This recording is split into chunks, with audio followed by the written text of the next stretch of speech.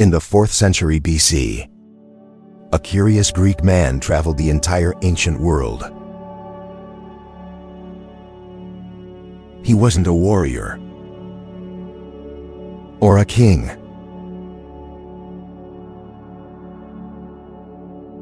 He was something even rarer in the ancient world. A storyteller.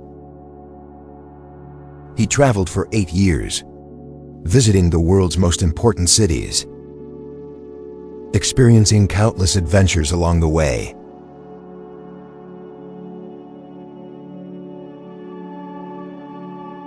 And in this video, we're going to explore the stories and writings from his travels.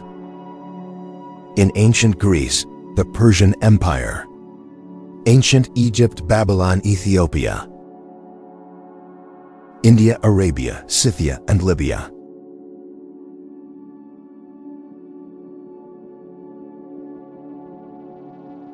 His travels began in ancient Egypt, where he writes about visiting the pyramids of Giza and the translated conversations he had with ancient Egyptian priests, describing the construction of the magnificent, ancient wonder. After his travels, Herodotus composed all of his writings into one extraordinary book, the Histories, one of mankind's greatest literary achievements, not lost to translation or time. Presenting it to the Athenian assembly, its greatness was immediately recognized. For his efforts, Herodotus was awarded 250 kilograms of gold. But long before he'd be known as the father of history, Herodotus was just a curious young boy, born in the Greek city of Halicarnassus.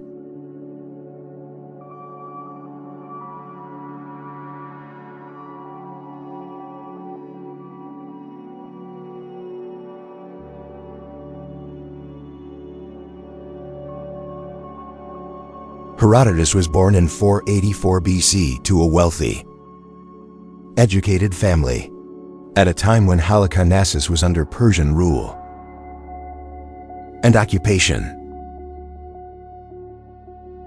Now Herodotus could have chosen a docile life. He was rich and educated, at a time when luck was in very short supply.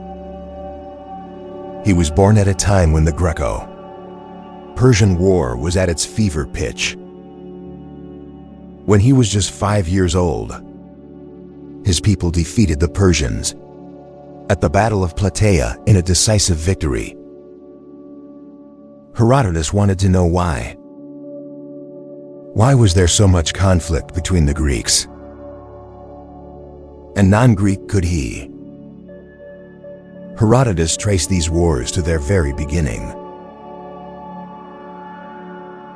And could he do that from the comfort of his hometown, Halicarnassus?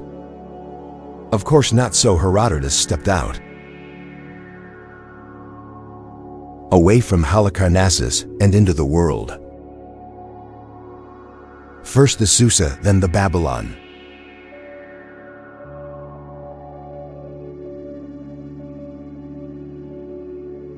Boss never used 51 BCE 0 C785 K2F 6808. Why is there so much conflict between the Greeks and non-Greeks? When Herodotus journeyed to Susa, the winter capital of the Achaemenid Empire, he met Persians there and asked them this question. In response, they traced the conflict back to the Phoenicians, to a time before the Trojan War. According to the Persians, the Phoenicians came to Argos, a precursor to ancient Greece, for trade. But in the process they kidnapped Io, the king's daughter. They took Hio and sailed to Egypt. This, according to them, was the original sin. So at a later time, The Greeks returned the favor by landing and Tyre on the Phoenician coast and kidnapping Europa, the daughter of the Phoenician king. This was an act of retaliation. Now you could say they were level. But the Greeks would commit another act of revenge when they manned a warship, sailed to Colchis, and kidnapped Medea, the daughter of the king of the land. Colchis was not Phoenician, but they were non-Greek. And that was all that mattered. So when the king of the land sent a messenger to Greece, demanding both the return of his daughter and reparation for the wrong done to him and his people, the Greeks basically told him to leave, while reminding him of the original crime the Phoenicians had committed. According to the Persians, the tally stood 2-1 in favor of the Greek. It was unfair, but it would take another generation for the non-Greeks to level the scoreline. Their revenge came from Paris, son of Priam, when he stole Helen from Greece. The Greeks were furious, and they asked for reparations and Helen back. But Paris reminded them of the incident with Medea and asked them if it would be fair to return Helen when they refused the offer from a generation before. After this, the Greek raised a mighty army that sparked the Trojan War, killed Priam, his son Paris, and destroyed the city. This, the Persians said, was the reason why they regarded the Greeks as enemies. This was the root cause of the war. Now, if this were any other historian, the story would end here, but Herodotus set himself apart from other historians of his time and before by always asking why. This is how Herodotus discovered that the Phoenicians did not agree with the Persians' version of events. In fact, the Phoenicians believed that the women they supposedly kidnapped came willingly. To them, the original sin with Io wasn't a sin because she had slept with their captain, gotten pregnant, and eloped with them, so the whole affair wouldn't be discovered at home. But even this account wasn't enough for Herodotus. He wasn't convinced, so he proposed an alternate theory, set in a time more recent to his. It was another explanation for the root cause of the hostilities. According to Herodotus, Croesus, king of Lydia, was the first non-Greek to encroach on Greek freedom.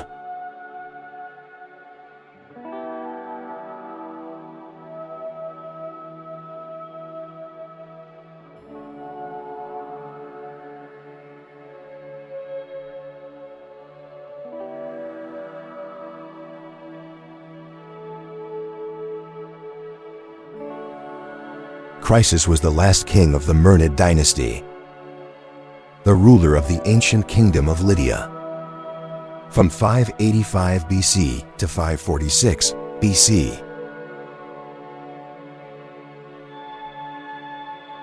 At the peak of his reign, he was considered by many to be the richest man on earth. But before Herodotus told the story of Croesus, he spoke of a predecessor, a king named Canellos, whose reign preceded Croesus by generations, and whose downfall was directly connected to Croesus's eventual downfall.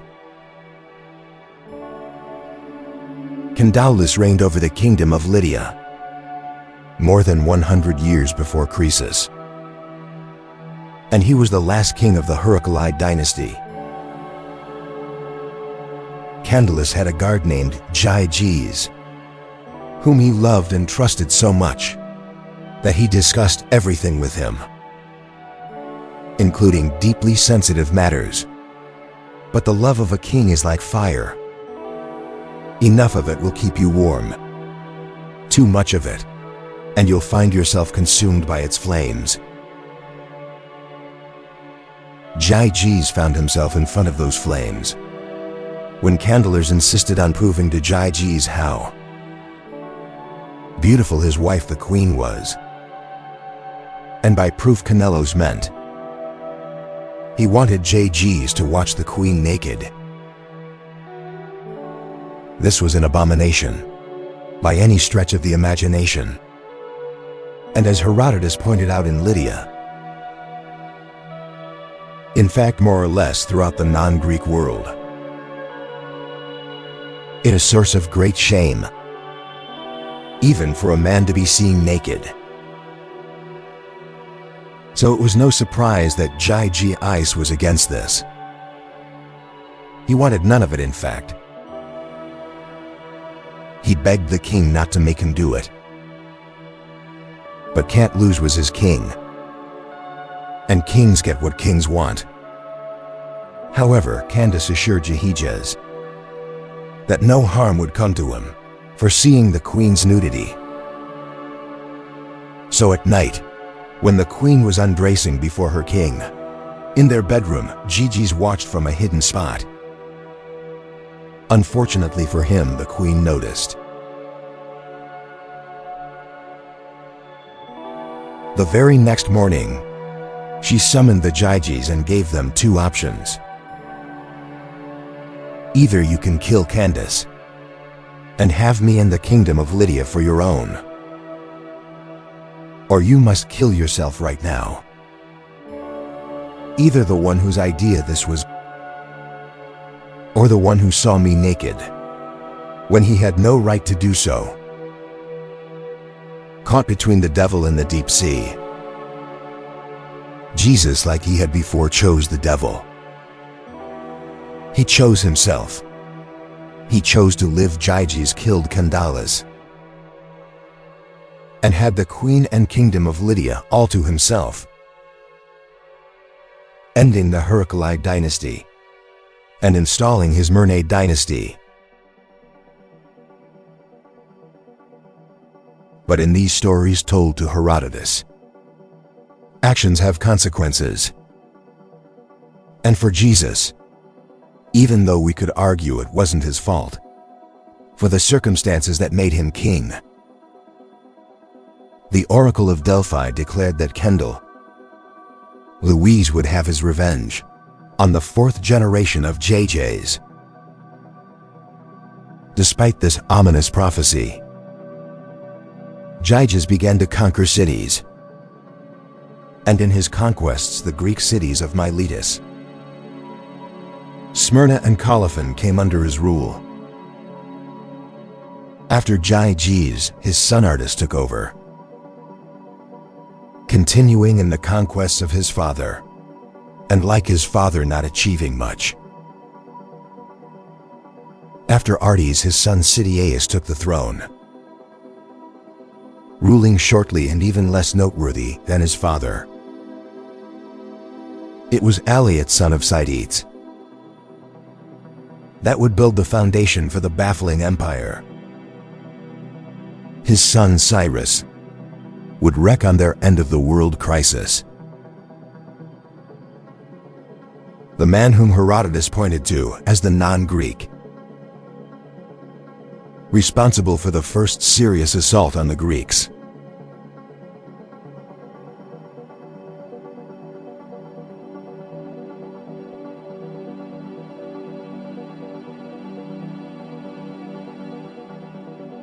Immediately after he took the throne, Herodotus says Croesus attacked the Athenians. They were the first Greek state to suffer his wrath. After the Ephesians, Croesus attacked and subdued all of the Ionian and Aeolian cities one by one, and he made them pay tribute to him. After this, he built ships with a plan to attack the Aegean islands. Fortunately, for the Ionian Greeks living on those islands, Croesus abandoned this plan and focused instead on building alliances with them. The result of these conquests was a wealth beyond the imagination of any man living. At that point in history, Sardis, the capital of the Lydian Empire, became the epicenter of that world, and it was visited by every learned Greek who was alive. At the time, everyone knew one thing for a fact: Croesus, king of the Lydian Empire, was the richest man in the known world. Of this there was no question. But there was another question that plagued Croesus's mind. At the time, it was not enough to be the richest. He wanted to be the happiest.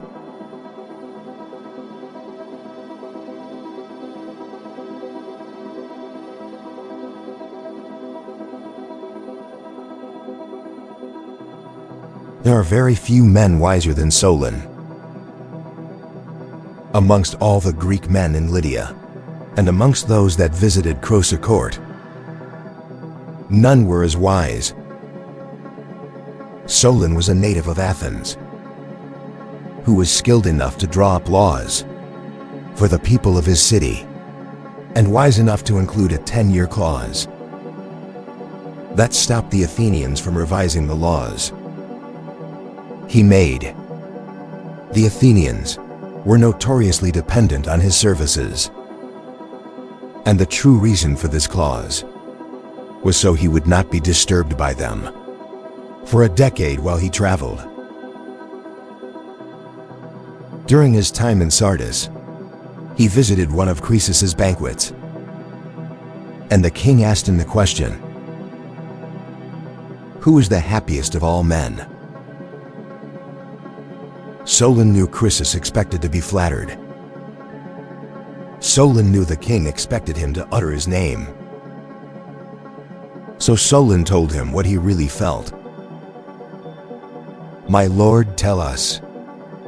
Of Athens, Croesus was surprised, more curious than he was pissed. So he asked Solon what makes you think Tellus is the happiest man. Solon responded by giving him 2 reasons why Tellus was happiest of all men. In the first place, while living in a prosperous state, Tellus had sons who were fine, upstanding men, and he lived to see them all have children, all of whom survived in the second place.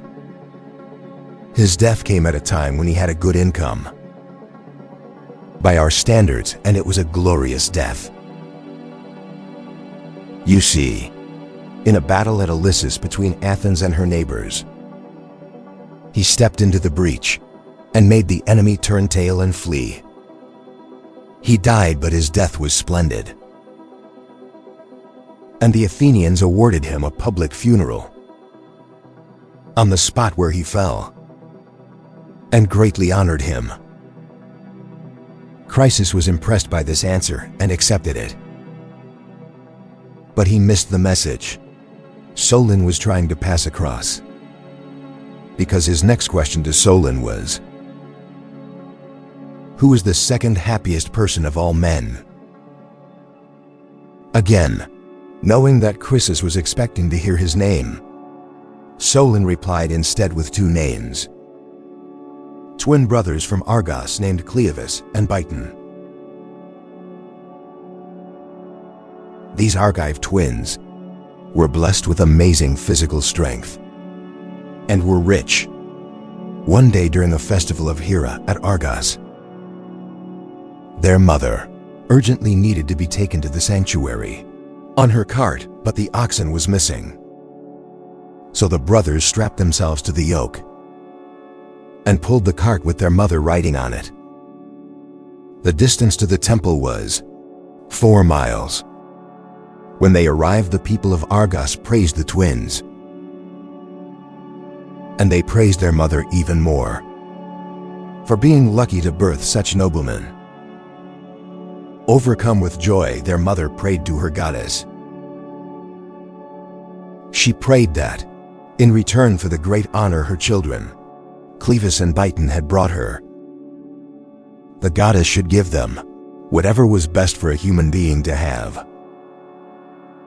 That very night her sons died, and the Argives built a statue to their name. Chrysis was far from pleased with this answer. He was certain that Solon was messing with him. But Solon explained in plain terms that no man alive could be called the happiest man until he had died. So, Solon acknowledged that Chrysis was wealthy and happy now, but he went on to explain that unless good fortune attends him, and sees to it that when he dies well and with all his advantages intact, Chrysis cannot be truly called the happiest man. Chrysis wasn't convinced. He hated Solon. But Chrysis didn't need to be convinced. He would learn Solon's lesson very quickly.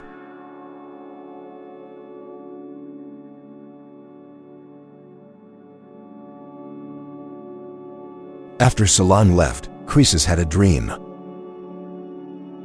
In that dream, he saw one of his sons dying from a wound caused by an iron spearhead.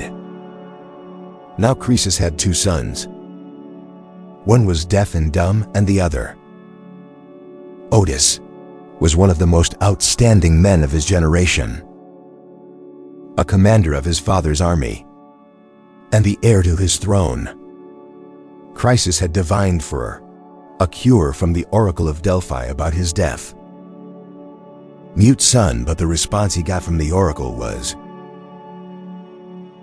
Chrysis of Lydia, ruler of many, you are being very foolish. You should not desire to hear in your home the sound you have long prayed for. Of your son speaking, it is far better for you not to. For you will hear it first on a day of misfortune. Chrysis didn't need an oracle to decide which son to protect. Chrysis immediately found a wife for Otis, withdrew him from the army, and removed all javelins, spears, and similar weapons of war away from his son. Otis hated this, but Chrysis couldn't care less. While Chrysis was preparing for his son's marriage, a strange man named Adrastus arrived in Sardis. He wasn't Lydian, but Phrygian, and from a royal family. However, he had blood on his hands, the blood of his brother, whom he mistakenly killed in an accident. In accordance with local custom, he sought purification, and Chrysis graciously purified him. Chrysis also invited him to dwell in his court as a friend of the family, and encouraging him to let go of his past and accept a new life as a Lydian. Adrastus accepted shortly after this. A boar began disturbing the locals, destroying their crops, so they ran to Chrysis, begging him to send his son, Otis, and his finest men to kill the boar. Chrysis agreed to send his finest men, but Otis was going nowhere. It was at this point that Otis protested against his father, demanding to know why he was being treated like a child. Chrysis responded by telling him about the dream. And after he was done, Otis understood and responded, saying that there was no way a boar would kill him with an iron spearhead, because if the apparition had told you that a tusk or something like that was going to cause my death, then of course you should have taken these precautions. but in fact it was a spear. So since it's not men we're going up against, please let me go, Odysseus. Argument was convincing enough to let Chryses go. But he urged Adrastus the Phrygian to follow him. Chryses instructed Adrastus to be his son's bodyguard and ensure no bandits ambushed him on the road. He was to keep Otis safe at all costs. Adrastus was reluctant, but he ultimately agreed.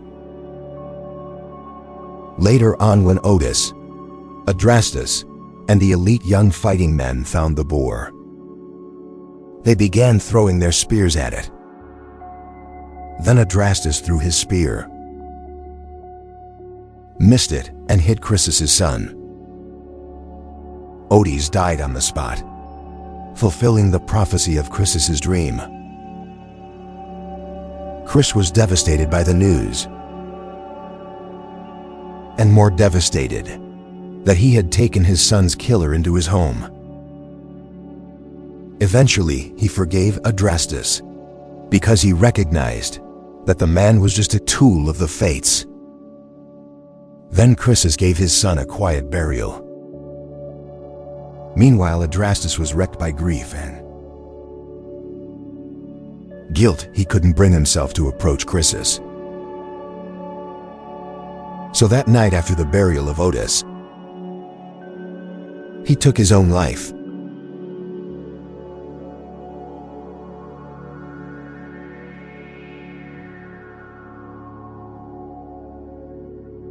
Chryses' fortune had turned to misfortune. For the next 2 years, the Lydian king grieved the loss of his son. 2 years was enough because, when word got to Chryses that a Persian king named Cyrus had overthrown his grandfather Astyages, taking the throne to the Median Empire, an empire that was stretched from the east, the Parthians, to the Lydian frontiers in the west, Chryses knew his kingdom was next. He knew that he had to attack first. But before that, he needed foresight. He consulted the Oracle of Delphi, asking if he would succeed in a war against the Persians. The oracle's response was ambiguous. If Chryses goes to war, he will destroy a great empire. Cyrus concluded that the empire the oracle was referring to was Cyrus's Persian Empire, and he went ahead with the war. But the Persian king defeated him on the plain of Sardis, laid siege on the Lydian capital, and captured him because he wanted Chryses alive. This is what made the Lydian king's capture interesting, because the soldier that would capture him alive almost killed him first, because he didn't recognize him. It was Chryses' deaf-mute son that cried out, saying,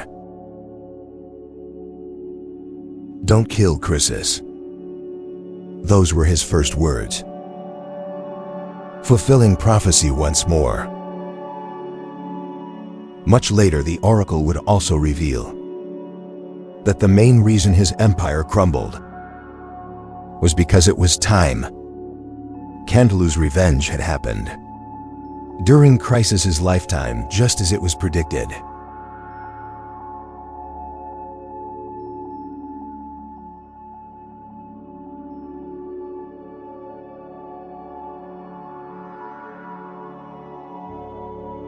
Now in the hands of Cyrus, Chryses' fate was sealed.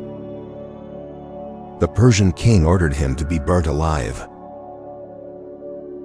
They tied Chryses along with 14 Lydian boys to a huge funeral pyre. Herodotus wasn't sure why Cyrus went through this much trouble. Could it be that he intended to offer Cyrus and the boys as a sacrifice to his gods? Or was it because he wanted to test the gods of Chryses?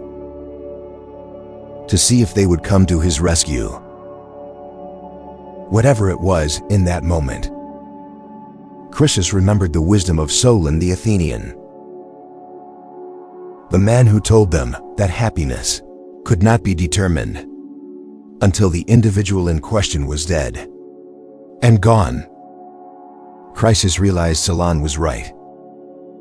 If he died on this pyre, he wouldn't be the happiest man on earth. Solon was right. Meanwhile, Cyrus watched as Croesus mumbled Solon's name to himself.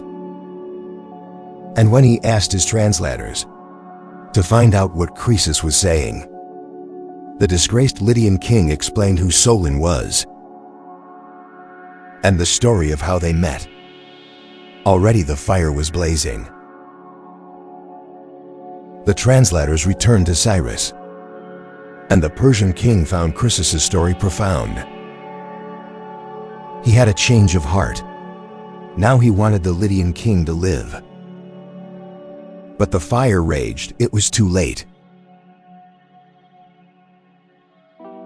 In a fit of desperation, Croesus called on Apollo. And according to an account told to Herodotus, Apollo answered with rain. That killed the fire and saved Croesus' life. If Cyrus was impressed by Croesus' words now, he was more impressed by his faith. Now he wanted the former king by his side as an advisor. It was a role Croesus gracefully accepted. And this was how the reign of the first non-Greek to attack the Greek people came to an end.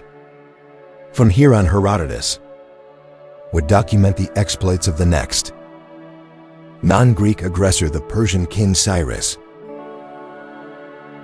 and the empire he built with bloody conquest.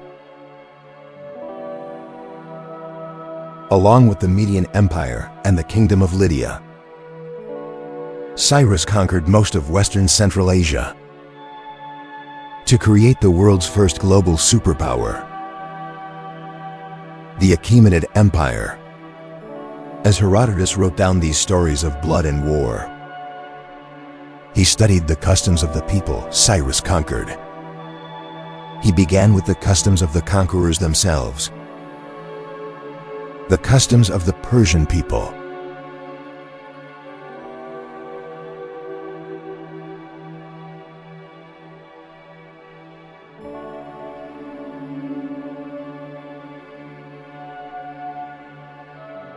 The ancient Persians did not build temples or statues to their gods like the Greeks did. They believed those who constructed statues, temples, and altars to their gods were fools. They worshipped their gods on the highest mountain peaks. There they made sacrifices to Zeus, Aphrodite, the sun, the earth, fire, water, and the winds. However, the Persians celebrated birthdays like the Greeks did. They felt like the Greeks did, that it was the most important day in a person's year, and they celebrated accordingly. Unlike the Greeks, the Persians were not heavy eaters. In fact, they made fun of the Greeks with this saying, "Greeks remain hungry at the end of every meal." Instead, the Persians loved wine. They loved it so much that, when they made up laws and discussed important matters, they would first argue the matter sober. Then they would argue the same matter drunk. And if they came to the same conclusion, in both states of awareness, they accepted the verdict. On issues of class and social standing, you could tell whether two Persians were on the same level by how they greeted themselves. If they were on the same level, they would kiss each other on the lips. If one was slightly lower than the other, they kiss each other on the cheeks. And if one of them was clearly inferior, he had to fall to the ground and prostrate himself in front of the higher class man. One more detail that set the Persians apart from the Greeks was how open they were to adopting parts of other cultures they traded with or conquered. As Herodotus pointed out, they wear Median clothes because they considered them to be more attractive than their own, and they wear Egyptian breastplates for fighting. They also placed a lot of importance on bearing sons. Having sons was so important that every year, the king gave a huge reward to the man with the most sons. The Persians also had a pretty forward-thinking justice system. No Persian subject was allowed to execute anyone who had been accused of only a single crime, not even their house slaves. In contrast, they had censorship rules that were pretty strict. Anything they were not allowed to do, they were also forbidden to speak about. However, the two most shameful things in Persian culture were lies and debt. The Persians believed that lies were worse than debt, because anyone who was in debt was more prone to tell more lies. The customs get more bizarre when you consider how they don't allow their people to wash their hands in rivers, urinate or spit into them because they worship it. And it gets even more bizarre when you consider that a Persian man or woman couldn't be buried until it had been mauled by a bird or a dog.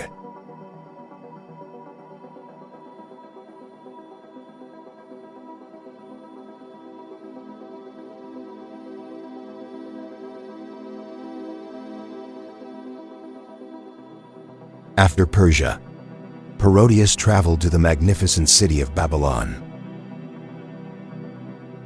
There he wrote about the Babylonian people, whose customs were further from the Greek than the Persians were. Herodotus found that the Babylonians buried their dead in honey. The Babylonians had no physicians. Because of this, sick Babylonians would sit in the city center, and anyone who had recovered from their illness gave them advice. It was a mandatory Babylonian custom.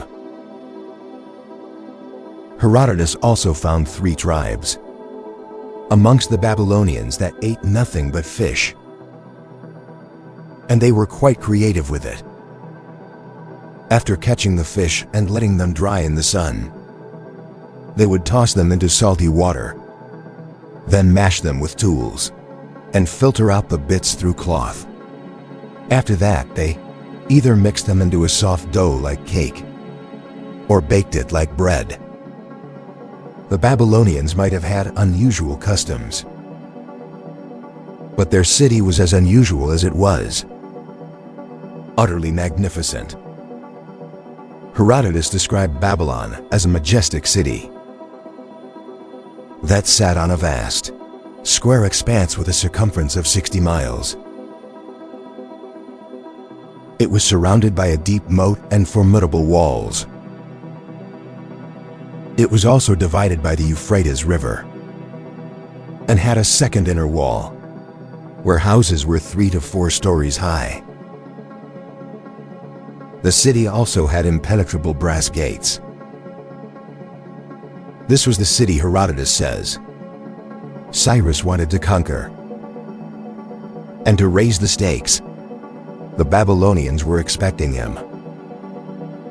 So they locked up their gates, stocked up food and supplies behind their walls, awaiting the Persian king's siege.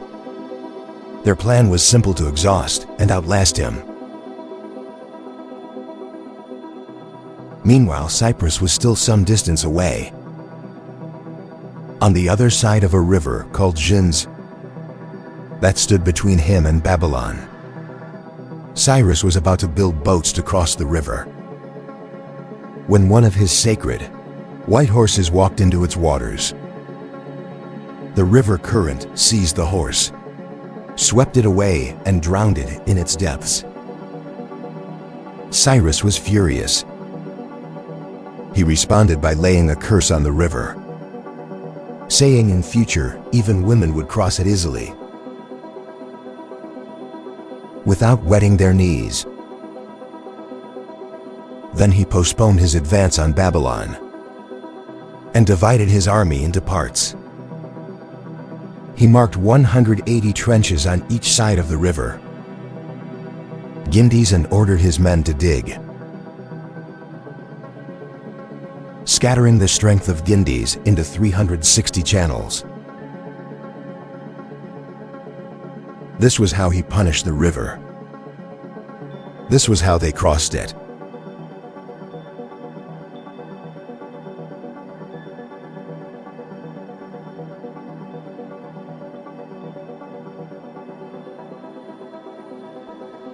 While Herodotus was in the city of Babylon, he was told stories of Babylon's most perverse custom. By our modern standards, the Babylonian marriage market.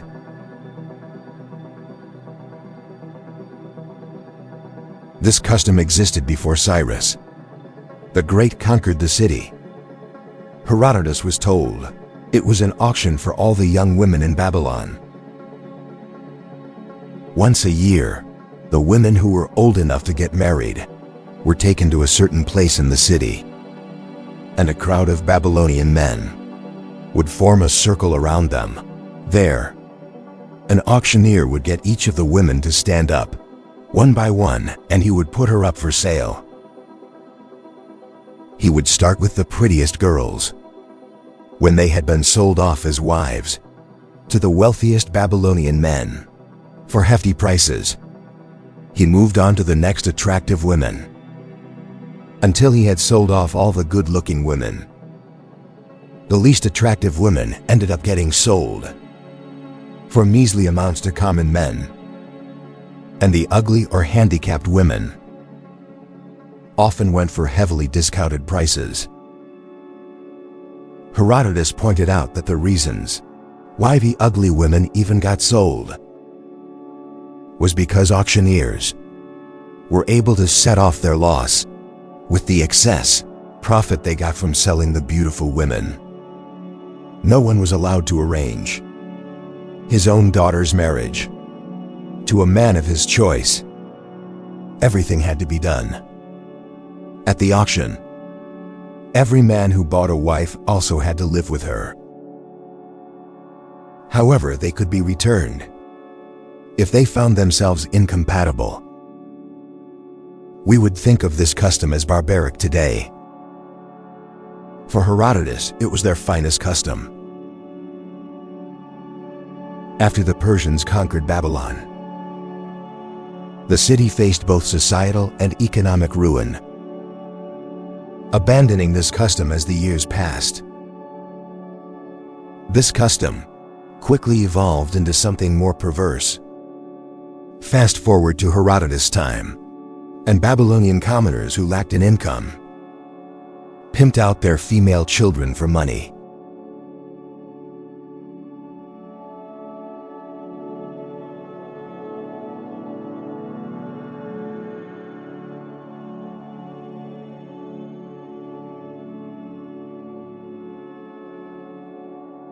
After Cyrus and his army punished the Jinns and crushed it, they advanced on the city of Babylon.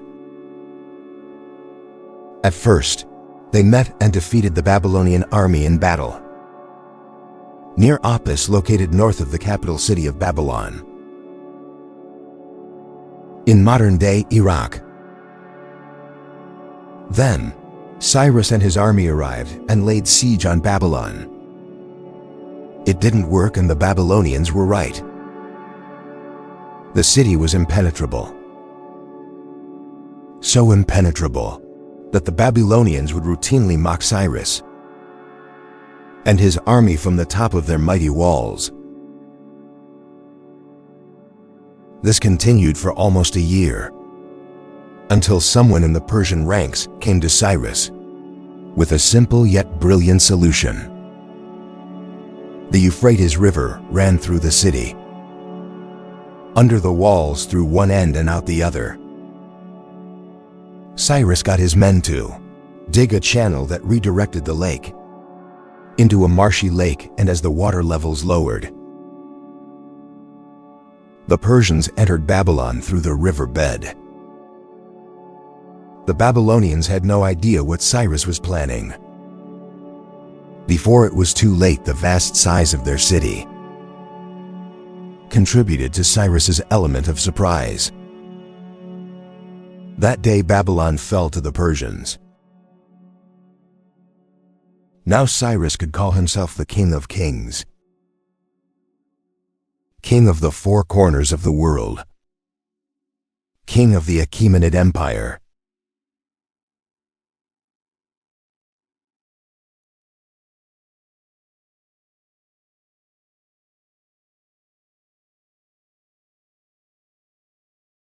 About 46 years before Herodotus was born,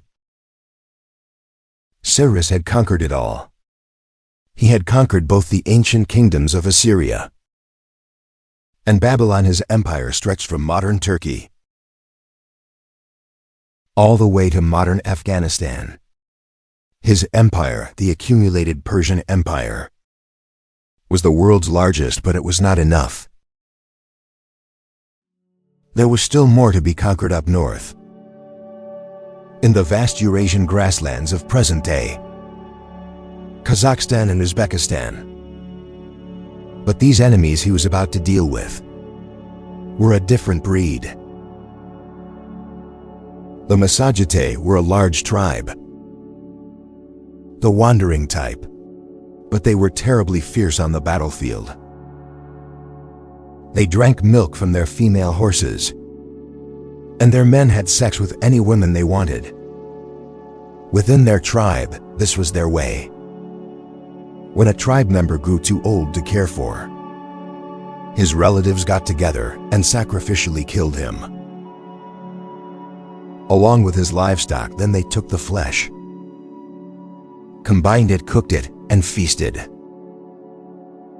The Massagetans did not farm. They got their food from the abundant cattle and fish along and in the Araxes River. The only god they worshipped was the sun, and they offered him horses as sacrifice. They did this because they believed the only fitting sacrifice for their god was the fastest creature on earth. Herodotus noted that they resembled the Scythians in both their clothing and lifestyle. Scythians was a broad term used for Indo-Eurasians that lived within that region. There was no doubt that the Massagetæ were a tribe different from any of the tribes the King of Kings had brought under his rule. They were a different breed, and yet these were the people that Cyrus was eager to bring under his rule.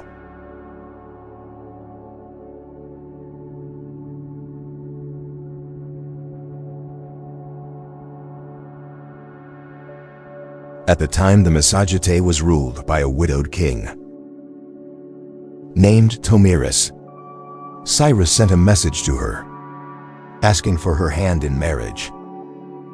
But Tomiris could see the trickery for what it was. Cyrus wasn't asking her to be his queen. He was looking for an excuse to subjugate her people without conflict, so she declined his request. That was all the excuse that Cyrus needed.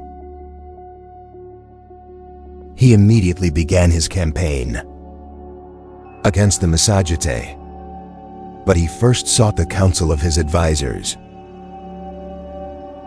Croesus was still alive, and he was still Cyrus's most trusted advisor.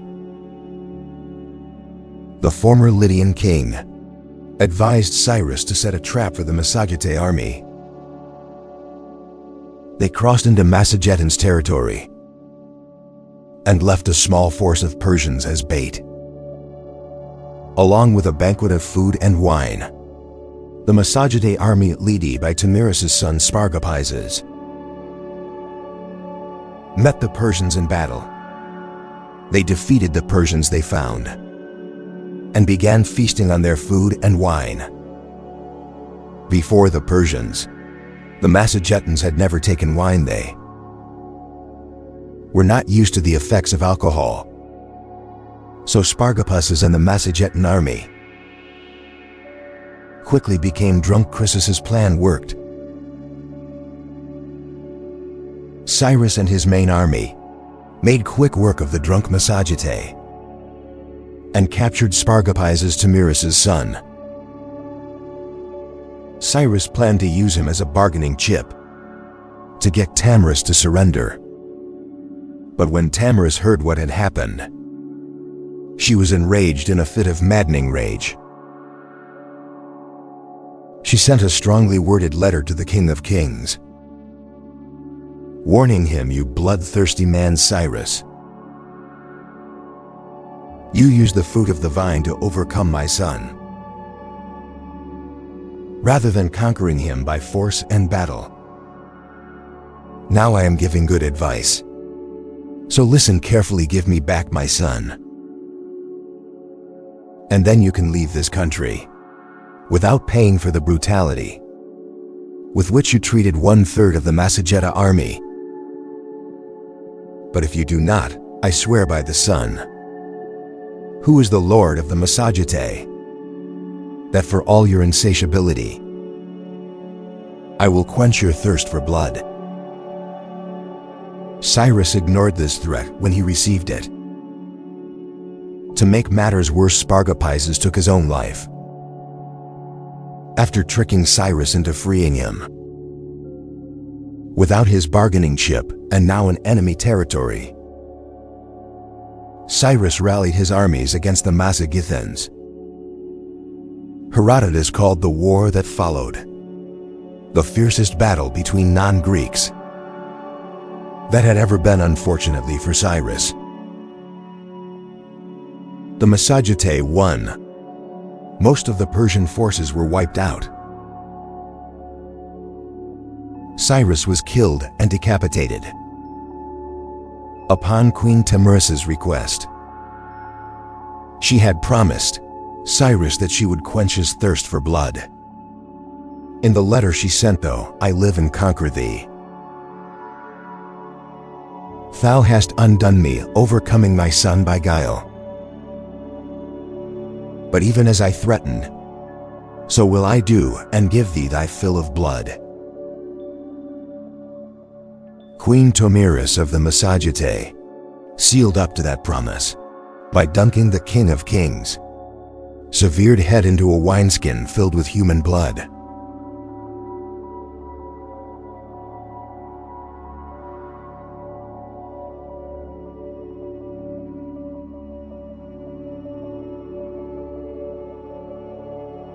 After the death of Cyrus, his son, Cambyses II, took the throne and became the new King of Kings.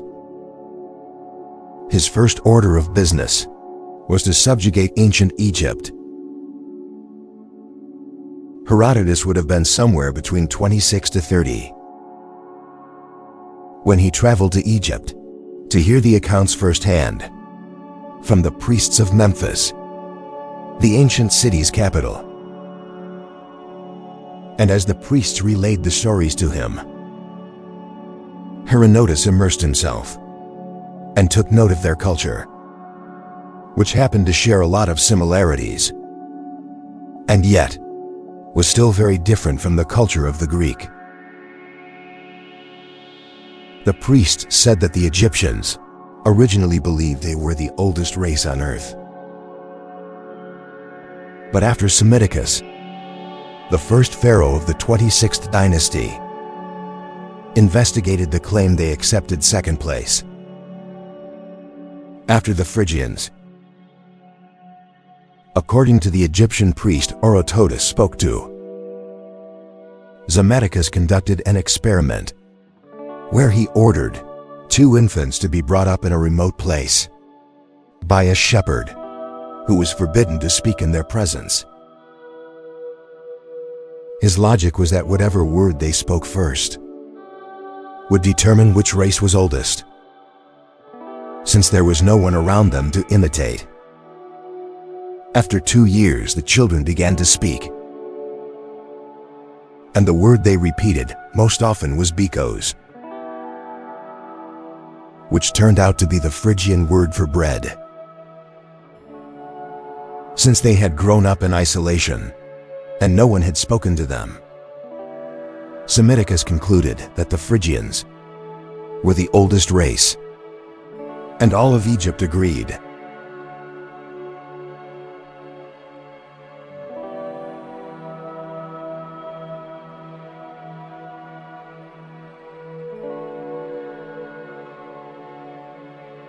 The Egyptians were different from the Greeks in a lot of different things. Their culture was almost an inversion of the Greeks in some aspect. For example, while the Egyptian women went out to the town square to retail goods, the Egyptian men stayed at home to do the weaving, a direct opposite of Greek customs. Herodotus also noted that Egyptian men carried loads on their heads, while women carried loads on their shoulders. Women urinated standing up, while men did their business squatting. Ancient Egyptians in general relieved themselves indoors, but ate outside on the streets. And their reason for this was, things that are embarrassing but unavoidable should be done in private, while things which are not embarrassing should be done out in the open. They had no female priestesses for any of their gods or goddesses. All of their gods and goddesses were served in this capacity by men everywhere in the world.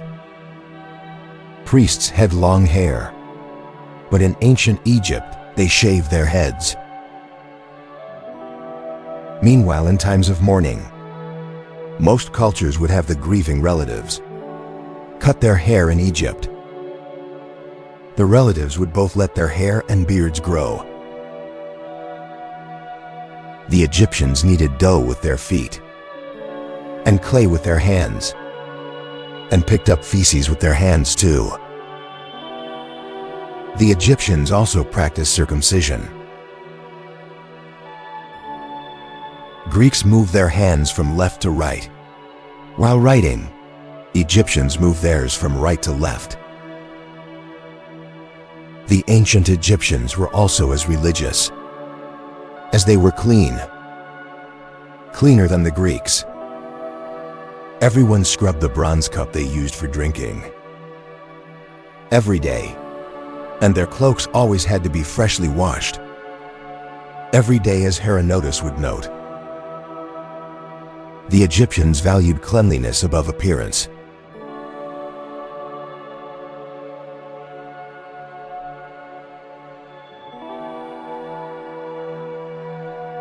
Herodotus found a lot of similarities between the gods of Egypt and his Greek gods, while he noted that Egyptians didn't all worship the same gods. Both Isis and Osiris were considered holy all over Egypt. He drew parallels between the Egyptian Osiris and the Greek Dionysus. Dionysus was the Greek god of wine. Herodotus found that the celebration of Osiris in Egypt was very similar to the festival of Dionysus. In Greece, there was a lot of drinking and wild parties. However, the priests in ancient Egypt had to follow strict cleanliness rituals that included shaving their bodies every other day and wearing specific garments made of linen and papyrus shoes. Despite their strict routines, priests enjoy benefits. They were the responsibility of the Egyptian people. They were provided free food, including secretly cooked meals of beef, goose meat, and wine. However, they weren't allowed to eat fish, and they considered beans impure, so they avoided it too.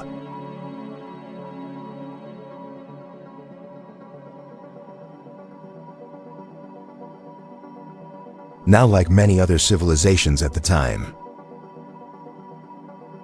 the Egyptians considered pigs to be unclean. They avoided pigs so much that anyone who brushed themselves against a pig had to dip themselves in a river to clean themselves. With their clothes on, it was so bad that if you were unfortunate enough to be the daughter or son of a swineherd, no one that wasn't a swineherd would marry you. The only time pigs were allowed was during the worship of Osiris, during the full moon. This was the only time Egyptians were allowed to touch, cut and eat pigs. Only on that day and no day before or after. Goats and cats, on the other hand, were practically worshipped by the Egyptians. Egyptians did not sacrifice goats of either gender because they counted Pan as one of the 8 primordial gods of the Egyptian people, and Pan was portrayed with a goat's head and a he-goat's legs. The goat worship was so devout and so intense that Herodotus mentioned seeing a woman mate with a goat in public. During his time there, cats and dogs were also highly revered. If a cat died a natural death in a family's house, every member of that family would shave their eyebrows. And if a dog died, they would shave their whole bodies, head and all. If a house was burning, the owner would save their cat first, before they bothered about their house. Cats were also mummified and buried after death in a sacred chamber. Dogs were also mummified, but they were buried beside their owner.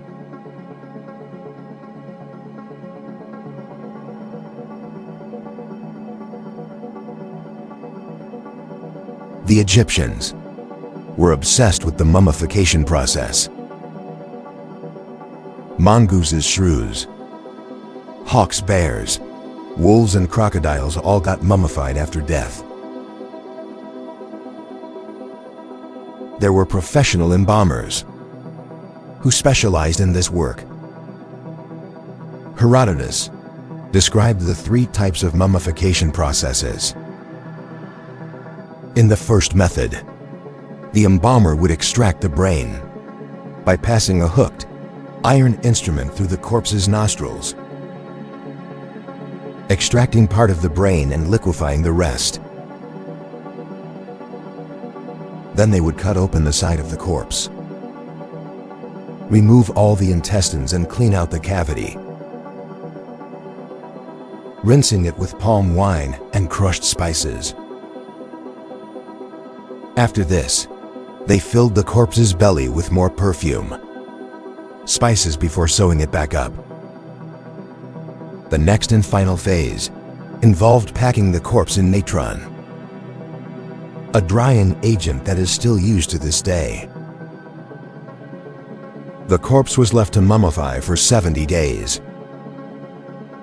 After the 70 days was up, the whole of the mummy's body would then be wrapped in bandages made out of fine linen cloth, cut into sticky strips. The relatives would collect the corpse, make a hollow casket in the shape of a man, and enclose the corpse inside it. Once the corpse had been shut away inside the casket, they stored it upright against the wall of a burial chamber.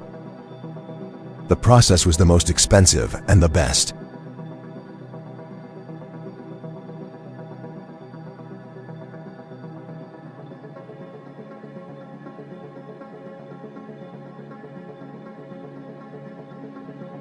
Herodotus was deeply fascinated by the Nile River. He noticed that the Egyptians depended on the river to water their crops, while the Greeks depended on it for rain from the gods.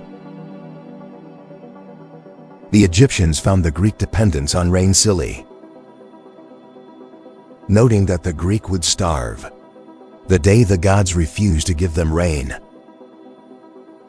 Herodotus agreed, but he also pointed out that the Egyptians would starve if the Nile dried up or didn't flood its banks. It was from this argument that Herodotus began to ask questions. Why did the Nile flood, and more importantly, where did the Nile come from? What was its source? The first question, why the Nile flooded, had already been answered by some Greeks before him. But Herodotus found the answers to be nonsensical. One of such answers claimed that the water of the Nile came from the melting snow caps from the mountains of Ethiopia that flowed into the rivers, causing a flood in the Nile. Today we know that this answer is at least half right. But Herodotus felt it was wrong, because he could not conceive the idea that there was snow in a region as hot as Africa. Instead, he favored a more backward engineered approach. He believed that the north wind blew the sun through the sky up to Egypt in winter. The sun sucked up the waters that flooded over the Egyptian fields, and that is why the water of the Nile was low in winter. So what about the source? A scribe of the sacred treasury of Athena, the Egyptian goddess Neith, told Herodotus that there was a border town in the south of ancient Egypt called Elephantine. It was an island on the Nile, shaped like an elephant's tusk. The waters around the island were turbulent, which made it impossible to travel by boat. Along that river, the scribe told Herodotus that the waters of the Nile flowed up from a bottomless pit, hidden below the swirling whirlpools at Elephantine. Allegedly, the Egyptian king Psammetichus proved that the pit was bottomless when he ordered his servants to make a long rope and lower it down into the pit. They exhausted the rope and could not find the bottom. Of course, the scribe was wrong about this, but it was true that Elephantine was the place where the Nile entered Egypt. Today, the Elephantine Island can be found in the middle of the Nile River, in the city of Aswan. Ultimately, Herodotus would call Egypt a gift of the Nile River. In this he was correct. Without denial, there wouldn't have been an Egyptian civilization. It would. Hey, about 95% of Egypt's population live within 12 miles of the Nile.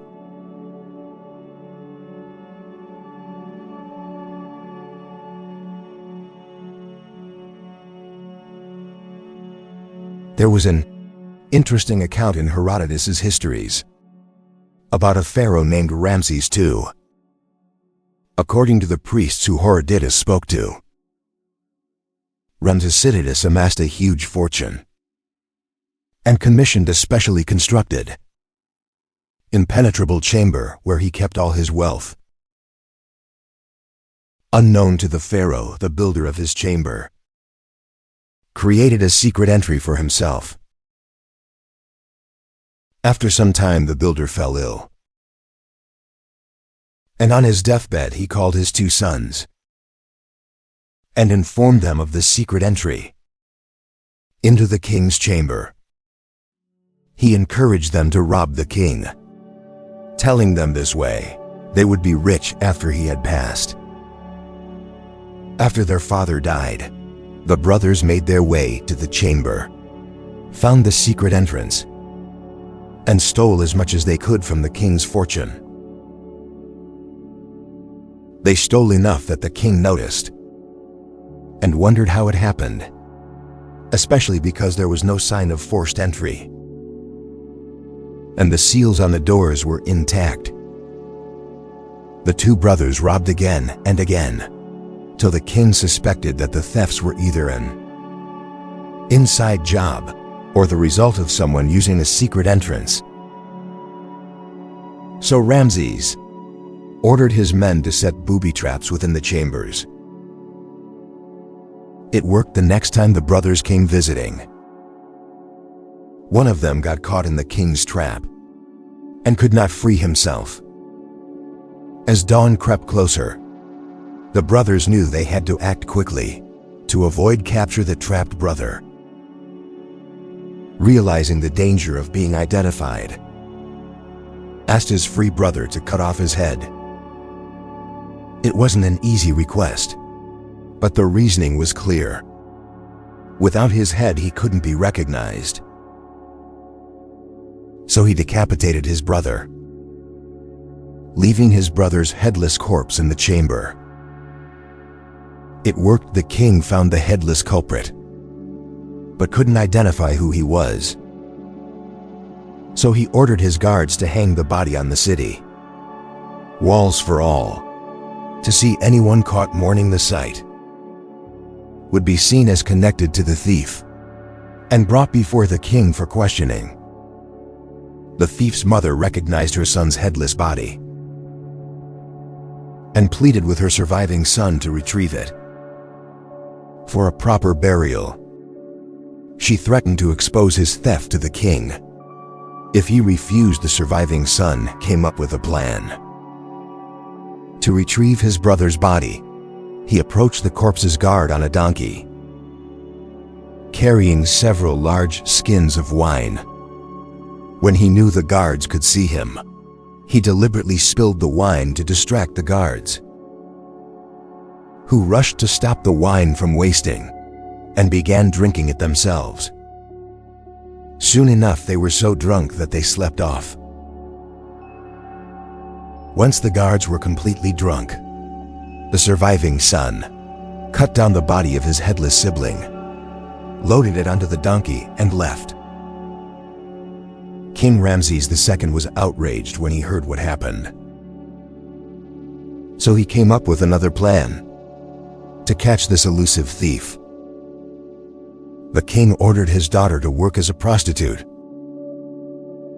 in a well-known brothel and tasked her with questioning every client about the theft of the headless corpse.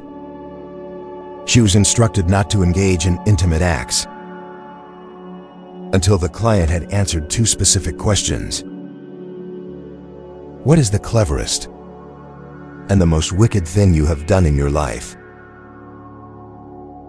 If anyone revealed information about the theft of the king's treasury or the theft of the headless corpse, she should immediately identify him and grab his arm. When the actual thief found out about this plan, he decided to prove he was more cunning than the king. One last time, so we got a human arm from an embalmer and brought it into the brothel with him. When the king's daughter asked him what the cleverest and most wicked things he had done, the thief told her that the worst thing he had done was decapitate his own brother when he was caught in a trap in the king's treasure chamber, and that the cleverest thing he'd done was get the guards drunk and cut his brother's corpse down from the city wall. The king's daughter heard him and tried to grab his hand, but she grabbed the fake hand and the thief escaped. When the king heard, he was more impressed than he was pissed. He sent men all around the city to announce that the thief would be fully pardoned if he would make himself known. The thief chose to trust Ramses and visited the palace, where the king offered his daughter's hand in marriage to him. Impressed by the thief's intelligence, The king remarked, "No one can surpass this man's cleverness. We Egyptians are known for our wit, but he outshines us all."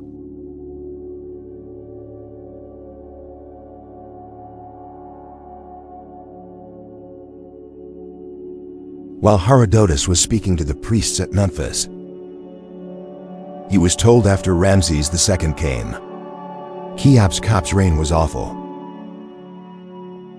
The Egyptians called him Khufu.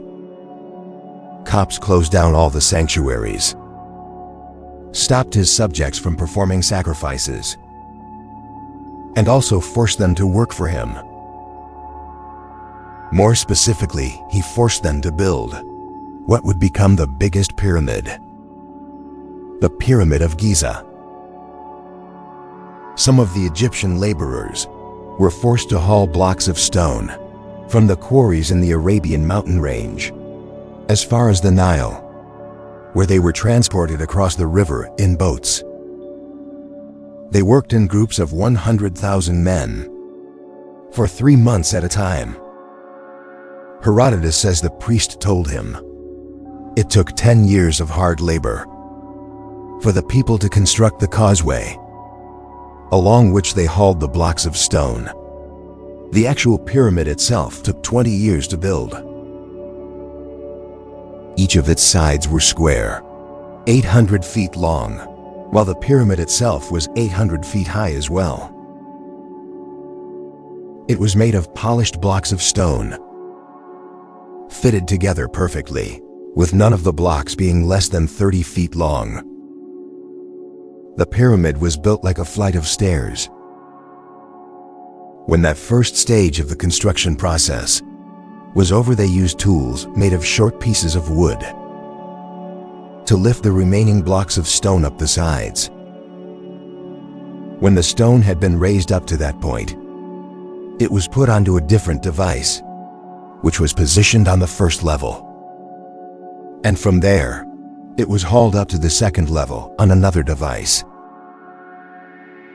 The topmost parts of the pyramid were finished first, then the ones just under it, down to the ground levels. The workers' daily meal consisted of radishes, onions and garlic, and Herodotus says he saw a notice that read that the total cost was 16 talents of silver. For the duration of the pyramid's construction, the Pyramid of Giza was, and still is, a sight to behold. But it didn't improve the reputation of King Cheops. The Egyptians hated him so much that years after he died, they refused to say his name, even to Herodotus.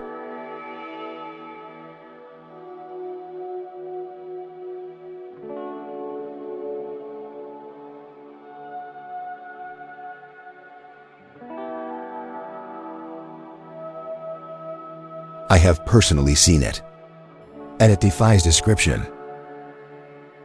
If someone put together all the strongholds in public, monuments of the Greeks, it would be obvious that less labor and money have been expended on them than on this labyrinth, and I see this, despite the fact that the temples in Ephesus and Samos are remarkable structures. This was how Herodotus described the magnificent labyrinth of Egypt.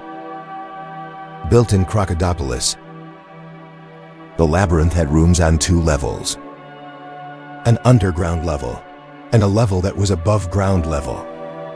Sitting on top of it, and in total, there were 3,000 rooms in all, with each level containing 15. Herodotus says that he went through the ground level rooms himself and saw them. However, the underground level was only described to him. The Egyptians in charge refused to show them the underground rooms because it was the tomb of the king who originally built the labyrinth.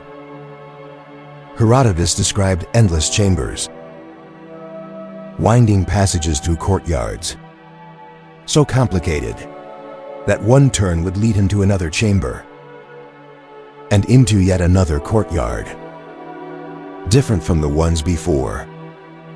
It was complex, massive, and breathtaking. But there was more. Haranita says that the roof and walls of the entire structure were made of stone. He also noted that the walls had carvings of figures, and its colonnaded courtyards were made out of blocks, fitted with white stones. There was a 240 feet pyramid at the end of the labyrinth. It had a huge figures carved on its surface, and its entrance was built underground.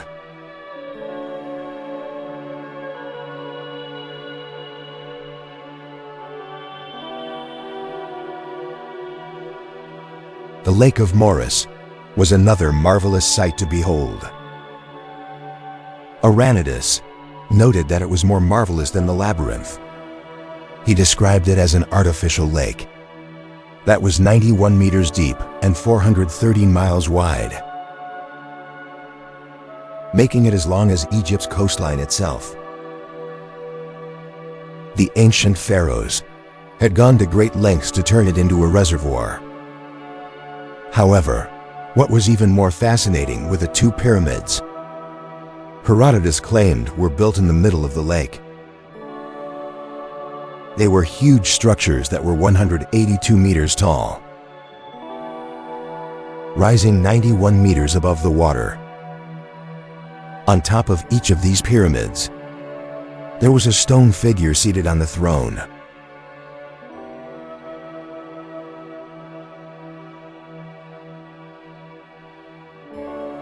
While Herodotus was in Egypt, he was able to get an account of how the Persians had conquered the entire country. How Cambyses II conquered Egypt? Because after the wonders came the war, and Cambyses, son of Cyrus the Great, was now the king of kings. The pharaoh at the time was Amasis II, and in the several months that followed, he made two grave errors that led to the capture of Egypt. Moses made his first mistake when he sent one of his eye doctors to serve Cambyses on the Persian king's request. The doctor felt betrayed by his king and decided to take revenge. Amasis' second error was tricking the Persian king. The Egyptian doctor had urged Cambyses to ask Amasis for his daughter's hand in marriage.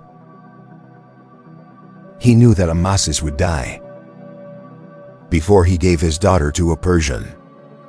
He also knew if Amasis refused the Persian king, they would become enemies. So instead of sending his daughter, Amasis sent the daughter of the previous king. Immediately she arrived at the court of Cambyses. She revealed the trickery to him. Cambyses was furious and decided to conquer Egypt. Or at least that is what Herodotus was told. One final piece that led to the conquest of Egypt by Cambyses II had to do with a man named Phanes, a native of Halicarnassus. He was a councilman and the most experienced tactical advisor in the court of Omesis. But over time they grew to hate each other. So Phanes defected. At the time, Cambyses was already preparing for the Egyptian campaign, but he didn't know what route to take. It was Phanes who helped Cambyses and showed them the way and gave them the advice that led to the conquest of Egypt.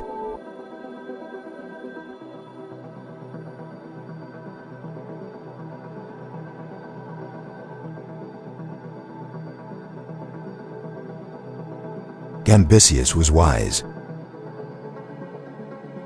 Despite having full control over the Neo-Babylonian Empire and its sub-regions, including northern Arabia, still sent a message to the king of Arabia, requesting permission through the desert road from Gaza to Pelusium in Egypt. Arabia and Egypt were bitter rivals, and the king of Arabia was more than glad to help any cause that would ruin Egypt. So when Cambyses asked for permission, the Arabian king granted it and offered him help. But before the war could begin, Amos passed away peacefully. His son Simonides inherited his father's throne and his father's war with the King of Kings. But without Phanes the councilman and tactical advisor, who betrayed all of Egypt to the Persians, Psammetichus was doomed, however. He remained in command of the Egyptian army. Just before the war, they rounded up the sons of Phanes, slit their throats on the battlefield, and in full view of the Persian force, drained the blood in a bowl of wine, mixed it and drank it. This was their revenge against pharaohs for bringing a foreign army into Egypt. The war that followed was terrible, but the Persians fought until the Egyptians fled from the battlefield. Cambyses wanted to take Egypt peacefully, so he sent a Persian of Memphis on a Middle Eastern ship to suggest a truce. But the Egyptians smashed the ship and slaughtered everyone on board, tearing the crew apart limb from limb and carrying the remains back inside their walls. For this act of treachery, Cambyses not only conquered Memphis, he killed 10 leading Egyptian men for every man that was killed and dismembered. Then Cambyses killed Simonides' son, but spared his life. Much later, Sarganides would take his own life after trying and failing to start a rebellion against the Persian king. But there was still unfinished business. Despite the fact that he had conquered all of Egypt, Cambyses was incensed that he could not have his revenge on the dead king, who had insulted him with his trickery. So he ordered his men to bring out the mummified corpse of Amasis. He ordered them to flog it, whip it, pierce it with spears, and pull out its hair. When they were done, Cambyses ordered for the corpse to be burnt. Cremation was considered an abomination in both Persian and Egyptian culture, because while the Persians considered fire to be a god, the Egyptians considered fire to be a living creature. So by burning Amasis' corpse, Cambyses had violated both Persian and Egyptian customs.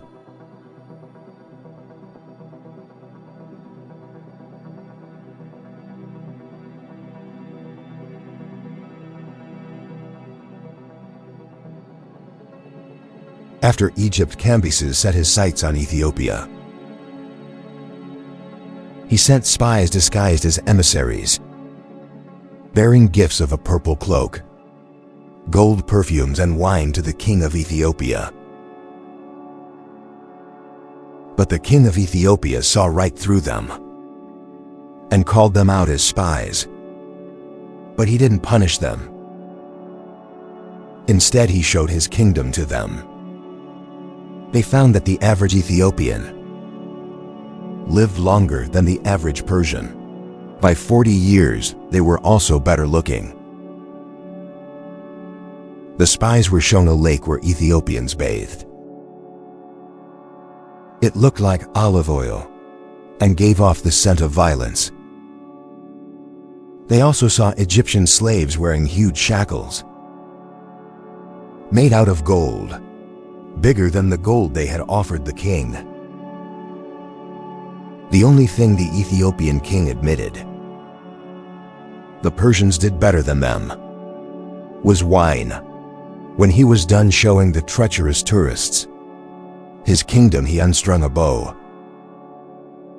Then he gave them the bow as a gift to Cambyses, along with a warning. Here is a word of advice from the king of the Ethiopians.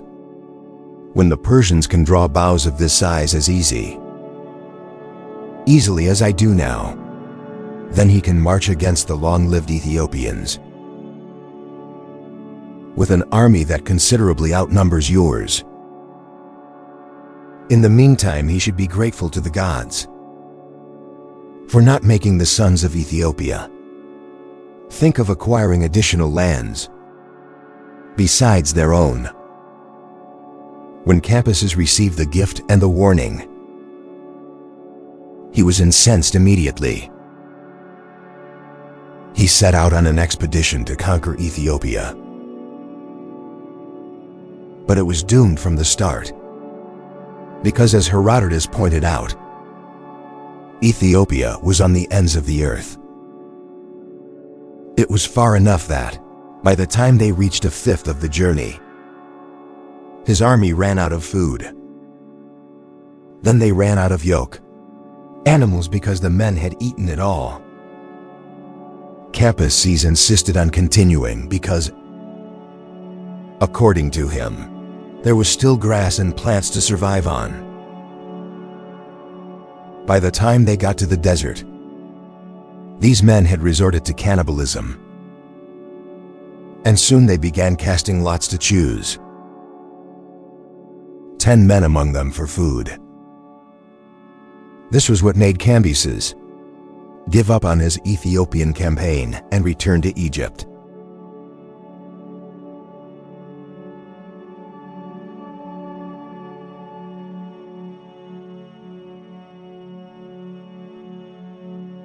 There was a tragic misunderstanding between Cambyses and the Egyptians when he returned to Egypt after the failed conquest of Ethiopia.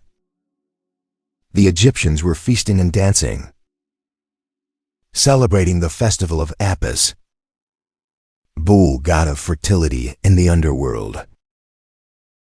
Cambyses was convinced they were mocking him. So he summoned the governors of Memphis and asked them why the Egyptians were celebrating. The governors told Cambyses about the festival of Apis. Cambyses accused them of lying and ordered their execution. Then he summoned the priests of Apis. They gave him the same response the governors had, but Cambyses wasn't convinced. So he summoned Apis himself to appear before him. Now Apis was a literal calf born from a cow, chosen by a beam of light that descended on it from the sky. Cambyses stabbed Apis in the thigh and mocked both the priests and the Egyptian people, saying, "You poor fools. Is this what gods are like? Are they creatures of flesh and blood, capable of being wounded by weapons? Well, this is the God you Egyptians deserve. But you won't get away with making me a laughing stock." Cambyses ordered the priest to be flogged. He outlawed the worship of Apis and ordered anyone who worshipped the god to be killed. Meanwhile, Apis would die from the thigh wound inflicted by Cambyses. Cambyses wasn't just frustrated. He had gone crazy, and his insanity grew with each day,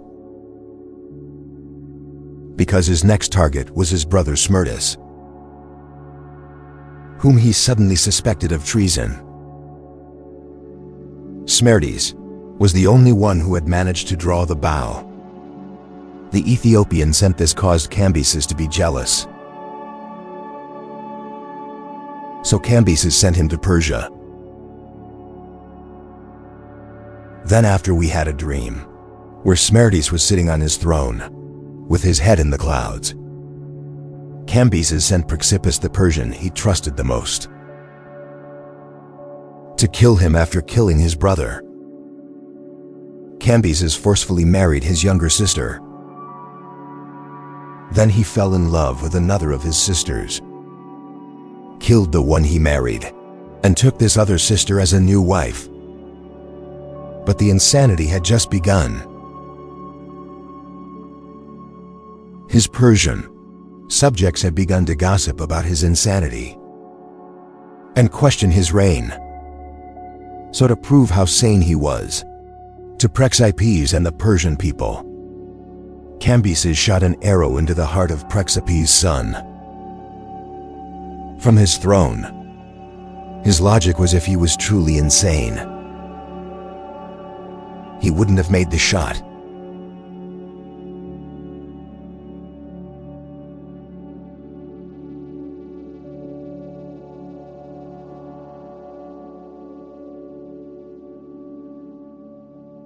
As Cambyses turned into a mad king in Egypt, two Magi brothers, Patazates and Smerdes, rebelled against him in Persia. No one knew Cambyses had killed his brother. The Persian people didn't even know the Persian prince. Smerdes was dead, only Cambyses and Prexaspes were aware. Somehow the Masai brothers had found out when they noticed his absence. So they hatched a plan.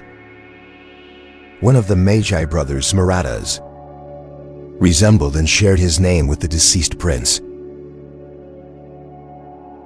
Parysatis plotted to usurp the kingdom by tricking the Persian people into thinking his brother Smerdes was Cambyses' younger brother. So messengers were sent to spread the message that the new ruler of Persia was Smerdes, not Cambyses. When Cambyses heard this message, he thought Prexaspes had betrayed him by sparing Smerdes, but Prexaspes defended himself and insisted that he carried out the mission. As ordered, Prexipes went to Persia to investigate the matter himself. There he discovered the treachery of the Magi brothers and sent word back to Cambyses. It was at that moment that Cambyses remembered the dream he had, Smerdes sitting on his throne with his head in the clouds.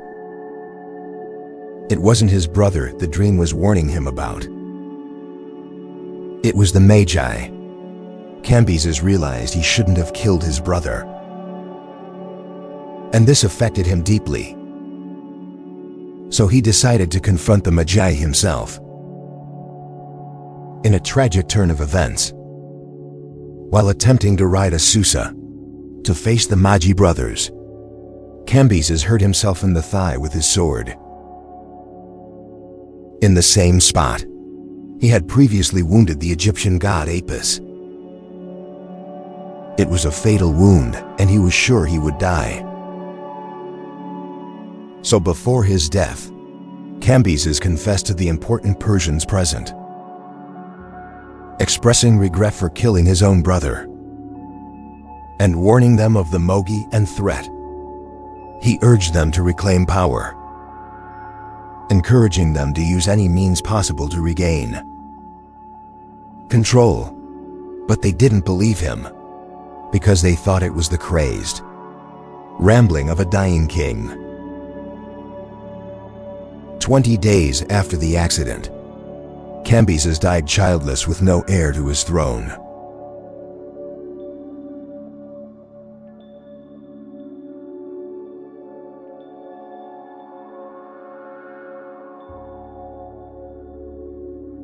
After the death of Cambyses, the Persians mourned their king's passing. But the Magus brothers had successfully tricked them into thinking the fake Smerdes was the real brother of Cambyses' son,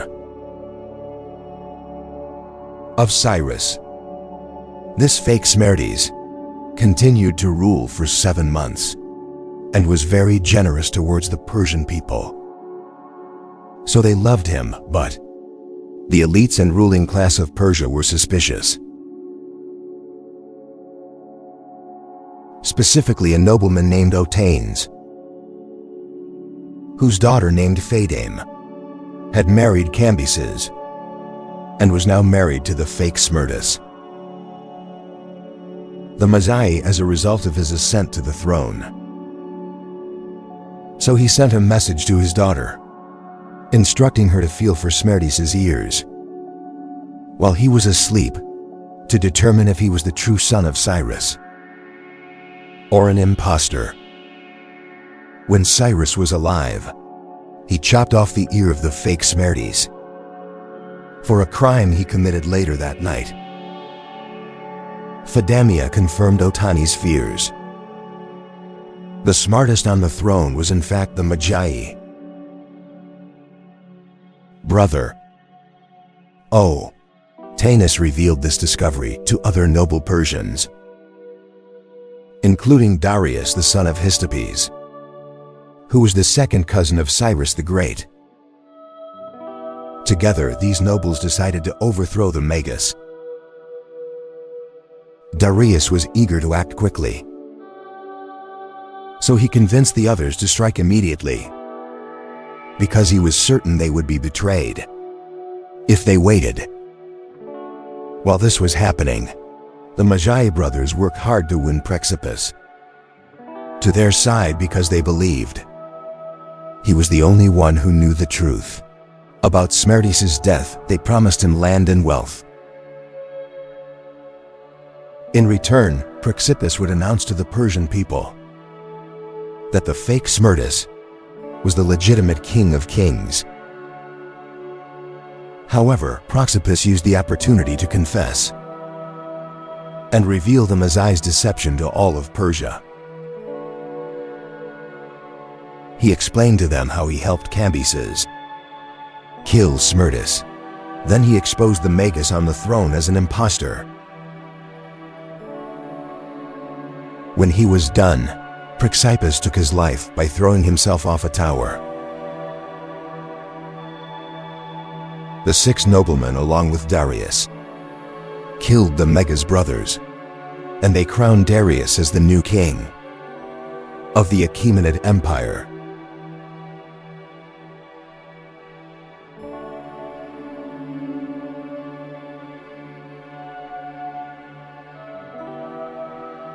When Darius became king, he divided the kingdom into 20 districts.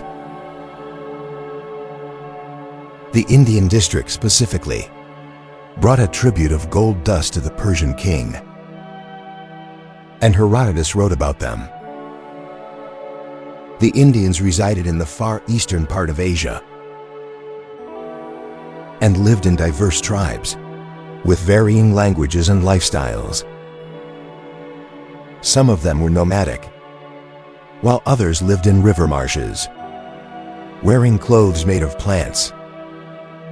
The Pata tribe, east of the Marsh Indians, had a custom of eating raw meat. They were also quite cannibalistic. If a member in their group, man or woman, got sick, their closest friends would kill them. They believed that if the sick person got worse, their flesh would spoil, even if the sick person denied being ill. Their friends would ignore their protests, kill them, and then have a feast. The same rule applied to women who fell sick. Her closest female friends would follow the same procedure. They also sacrificed and ate anyone who got old. However, an old tribe member was rare, because most of them were actually killed before they got old. Surprisingly, there was another Indian tribe that refrained from killing. They also don't grow crops or build houses. Instead, they relied on naturally growing vegetable seed for sustenance, and if any of their tribe members fell ill, they went to a remote location to rest. No tribe member would check on them, even if they died on that spot.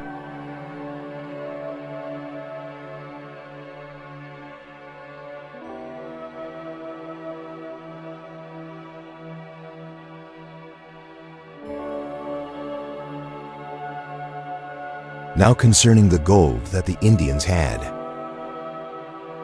It belonged to the Indians, near the Caspatirus and Pacticon territory. North of the rest of the Indians, they had a reputation for their warlike nature and for their expeditions in search of gold. In a sandy desert. In this same desert, Herodotus described massive ants, the size of foxes that dug up sand filled with gold.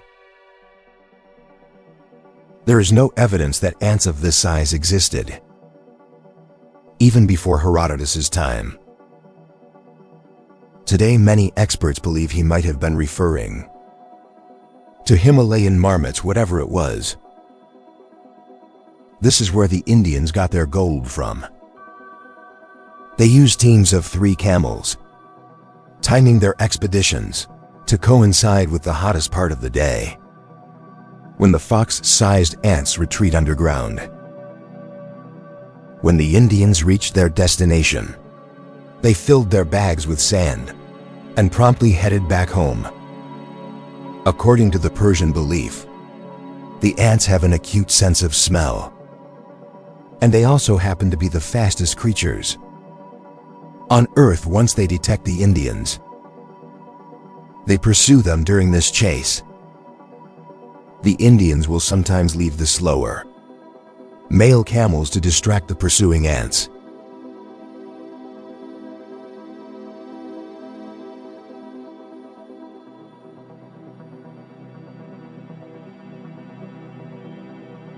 While the Indians brought gold to Darius, the Arabians offered spices.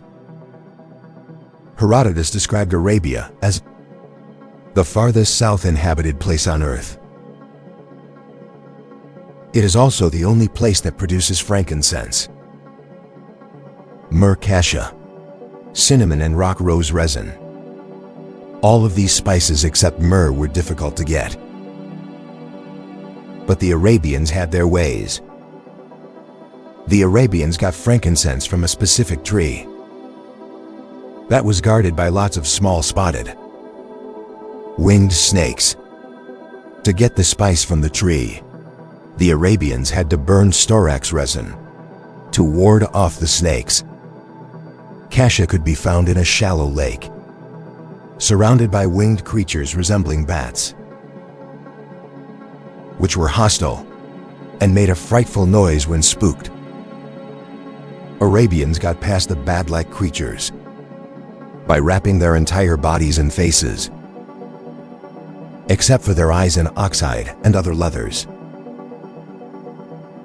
However, they had to also protect their eyes. The origin of cinnamon is uncertain, but some believe it grew where Dionysus was raised. Arabians claimed that large birds carried cinnamon sticks to their nests built on inaccessible cliffs. To obtain cinnamon, Arabians placed large pieces of dead yoke animals near the nests. The birds, unable to lift the heavy pieces, caused the nest to collapse, allowing Arabians to collect cinnamon from the ground. The final spice, rock rose resin, was found in the beard of he-goats. Although the location where it was found may have had an unpleasant odor, the resin itself was highly fragrant and used in various perfumes. During Herodotus' time, it was the most common incense burned by the Arabians.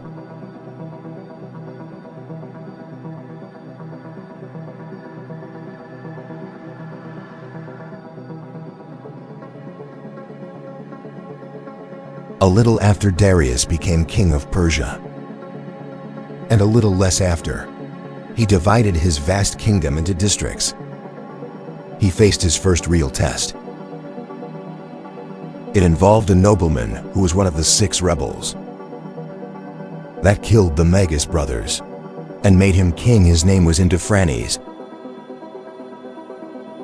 One of the privileges the 6 enjoyed was the ability to see the king without permission, except when he was having sex.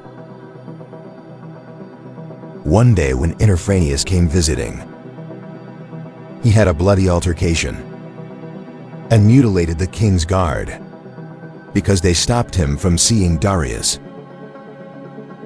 They told him the king was having sex. He did not believe them at that time, but he would later learn they were telling the truth. When Darius heard Interphanius' entitlement, he began to fear the rebels were conspiring against him. So he meticulously interrogated each of the 6 rebels until he was sure of the innocence of the remaining 5. Interphanius had acted alone. Darius imprisoned Interphanius' sons and all of his male relatives. Interphanius' wife begged for mercy from the king. Darius heard her and gave her a choice to save one family member. Interphanius' wife thought about it and chose her brother. Darius was confused. Why didn't you choose your husband or one of your sons? The woman responded that she could always remarry, and she could always have another son. But her parents were dead, so she had no way of getting another brother. Impressed by this, Darius spared her brother and oldest son. However, the others, including her husband and the Phrynes, were executed.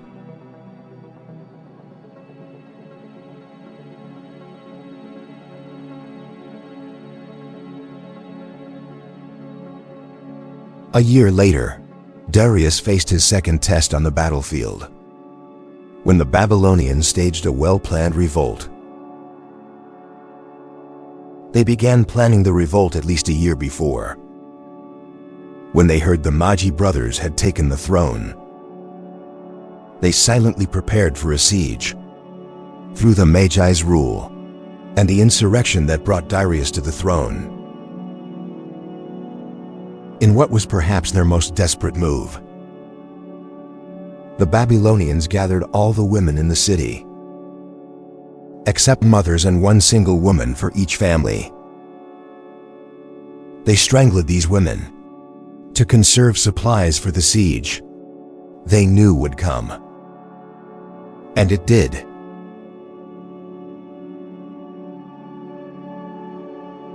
Because when Darius heard of their rebellion, he gathered his Persian army and made his way to Babylon.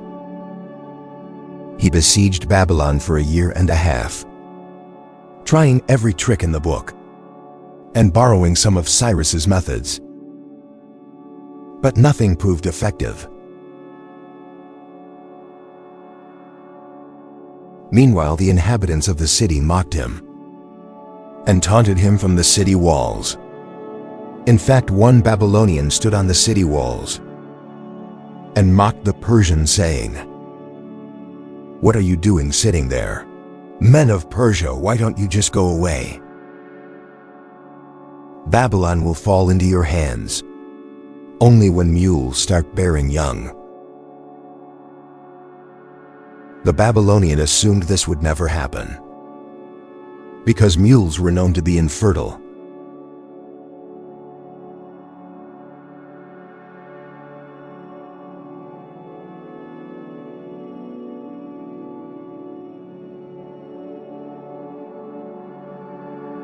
However, in the 20th month of the siege, a mule that belonged to Zopyrus gave birth. Zopyrus was the son of Megabyzus, one of the 6 noblemen that rebelled against the Magus brothers and brought Darius to the Persian throne. Convinced that this rare event signaled Babylon's fall, Zopyrus hatched a plan. He mutilated himself, cutting his nose and ears, and approached Darius. Darius was shocked and initially condemned the act, until Zopyrus explained his plan. Zopyrus would approach the city wall of Babylon alone. He would tell the Babylonian that Darius was the one who mutilated his face, gained their trust, and convinced them to give him command of the Babylonian army. After this first phase, all Darius had to do was deploy a few thousand troops to specific places for Zopyrus to destroy. This would make the Babylonians trust Zopyrus completely. When they were comfortable enough that Zopyrus was on their side, he would open the gates of Babylon from the inside, letting the Persian troops in and recapturing Babylon for the glory of Darius. The plan worked perfectly, like a finely tuned wheel. Zopyrus tricked the Babylonians, opened their gates for the Persian forces, and Babylon fell. Alone executed 3,000 of their most prominent men, impaling them as a warning to others. However, he allowed the remaining Babylonians to continue living there to replenish the population. Darius ordered people from nearby settlements to send women to Babylon. This resulted in 50,000 women moving into the city. Persia celebrated Zopyrus as a Persian hero, made him governor of Babylon, exempted him from taxes for the rest of his life, and lavished gifts on him. It is said that Darius often expressed the opinion that he would prefer to see Zopyrus without his injuries than gain 20 more Babylons.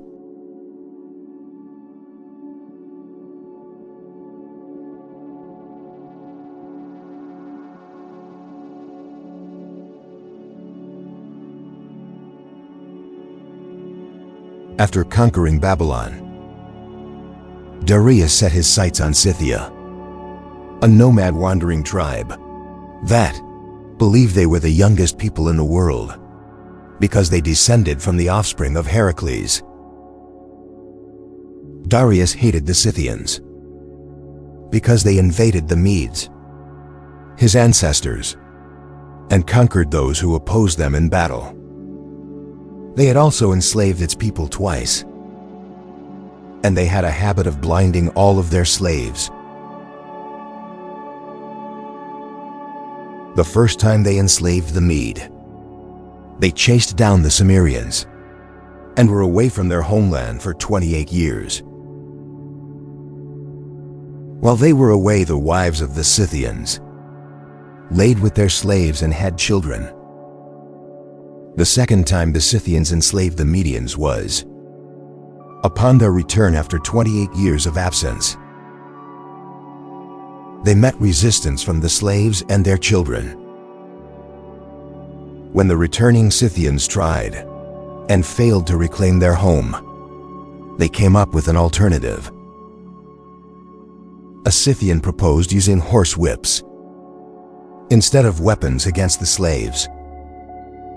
He felt the slaves were only bold because the Scythians were treating them as equals by fighting them with weapons.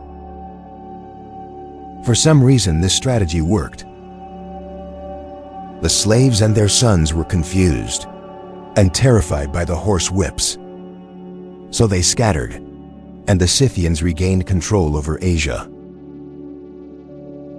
Sometime around 441 BC, Herodotus traveled to Scythia himself and wrote extensively about them, about their geography, their customs and practices.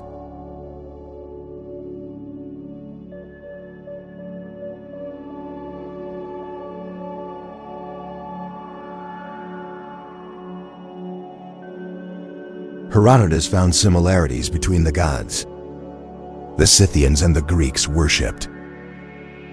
He felt they were mostly the same, just under different names.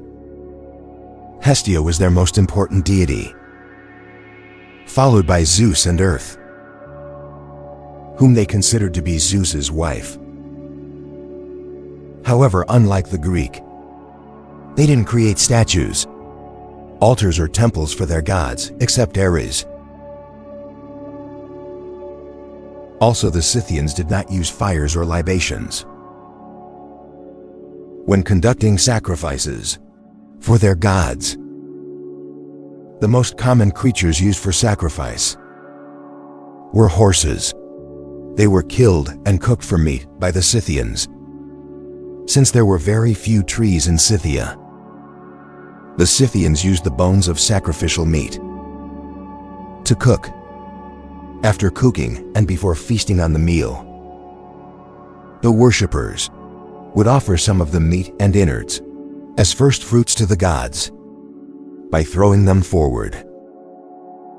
In each province, there was a sanctuary constructed for Ares, consisting of a large pile of sticks with a square platform on top. Every year the Scythians added sticks to the platform. When it was time for the festival, they placed an iron dagger on the platform that symbolized Ares' more domestic animals, and horses were offered to the dagger than to any other god. They also offered prisoners of war to the dagger, but the prisoners were sacrificed differently. The Scythians slashed the selected prisoners' throats, and their blood was poured over the dagger. Meanwhile, the right arms of all slaughtered enemies were severed and thrown into the air. Maimed bodies were also sacrificed. In Scythian war customs, when a Scythian kills his first man, he must drink the victim's blood. After that, the Scythians must present the king with heads of those they kill, because without it, they won't have a share in the spoils of war. The Scythians must also skin their victims' heads. And this process involves making a circular cut on the scalp, shaking the scalp off, scraping the skull with a cow's rib, and kneading the skin into a rag that they attach to their horse's bridle. The more skin rags a Scythian possesses, the braver they're considered by their peers. Now, the Scythians weren't the type to let a good thing go to waste. They used their enemies' skulls as cups. And if a Scythian had a falling out with one of his relatives, they fought to the death in the presence of their king. The winner treated the loser's skull the same way he treated his enemies.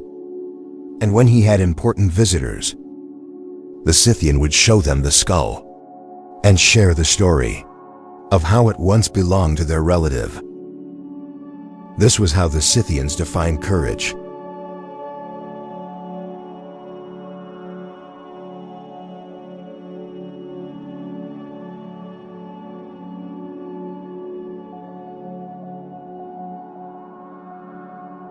The burial of the Scythian king was a bloody affair.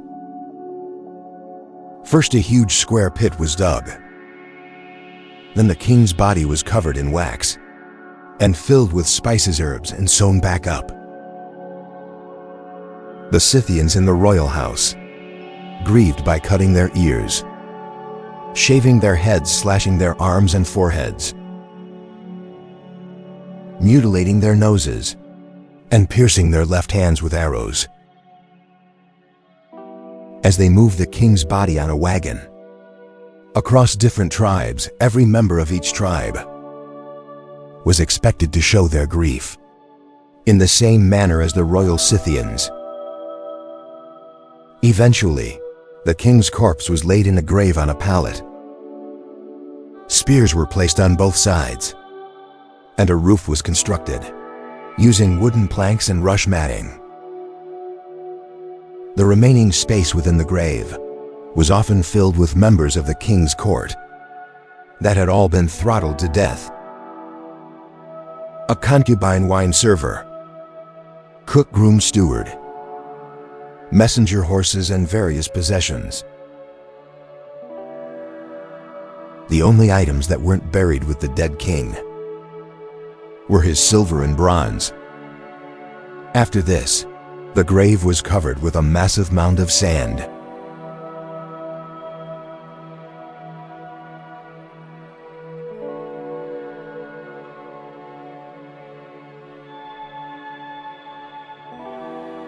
While Herodotus was in Scythia, the Scythians gave him an account of how they had defeated the Persians without waging war against them.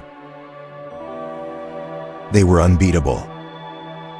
They spoke of how in 513 BC, 26 years before Herodotus's birth, Darius launched a campaign against the Scythians. When Darius reached the Danube, a massive river in southeastern Europe, he found a bridge waiting for him. The Ionian Greeks, allies of Persia at the time, had built it specifically for his campaign. When Darius and his Persian army crossed into what is now Romania, he ordered for the bridge to be destroyed. But one of the Ionian Greeks in his army was bold enough to suggest he shouldn't in case they had to retreat. Thankfully, Darius agreed and ordered the Ionian Greeks to wait by the bridge for 60 days before launching his attack on the Scythians. Darius sent an envoy to the Scythians, demanding their surrender. They declined his demand. Instead, they united their tribes and formed 3 armies. However, instead of confronting the Persians in battle, the Scythians engaged in a half-hearted guerrilla warfare, evaded the Persian army, and lured them deeper in the Scythian territory. Every time the Persians came close, the Scythians would switch routes and take them on another wild goose chase to nowhere.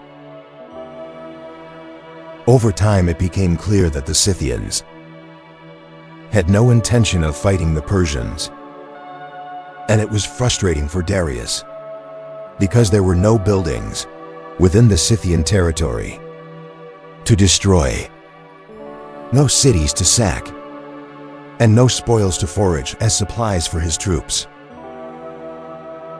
They were running out of resources.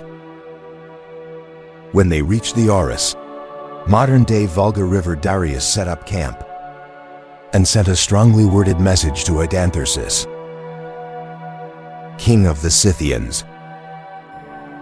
What is this extraordinary behavior? Why do you keep on running away when you could do something different?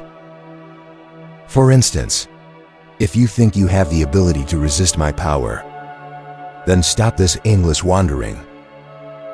Stay in one place and fight. But if you recognize that you are weaker than me, you can still stop running. Come and discuss terms with me instead, acknowledging me as your master, with gifts of earth and water. By earth and water, Darius meant that they should surrender. But Adantharsis responded that he had no plans to surrender, and he was also not interested in fighting either. And the reason was because he had no buildings, no cities, and no farmlands to lose. The only scenario where the Scythians would engage the Persians was if they found the graves of their ancestors and desecrated it where the graves were. No Persian could say for certain. Eventually, Darius came to accept the fact that the Scythians weren't going to fight, and they actually planned to wait till the Persians had run out of supplies so that they could win the battle easily. So Darius gave up on the war and began to make his way back to the bridge through Scythian territory. Meanwhile, the 60 days were up, and the Scythians had actually gone ahead of the Persians to speak to the Greeks at the bridge. They tried to convince the Greeks to destroy the bridge and free themselves from Persian rule. The Greeks deliberated what to do between themselves, and eventually agreed to follow the advice of Astyages, of Miletus, who was against destroying the bridge. Instead, they pretended to destroy parts of the bridge, that the Scythians could see, while encouraging them to return to finish off the Persians. The Scythians believed them and left. Fortunately for Darius and his men, the Scythians didn't find them before they reached the bridge. The Ionian Greeks were there to help. Darius and the army crossed the Danube to safety. But the Scythians never forgot the Greeks' trickery, and they never forgave them. They even had an insult for them. The Greeks make the worst and most cowardly, free people in the world. But if they were to think of them as slaves, no master could hope to find more loyal and submissive captives.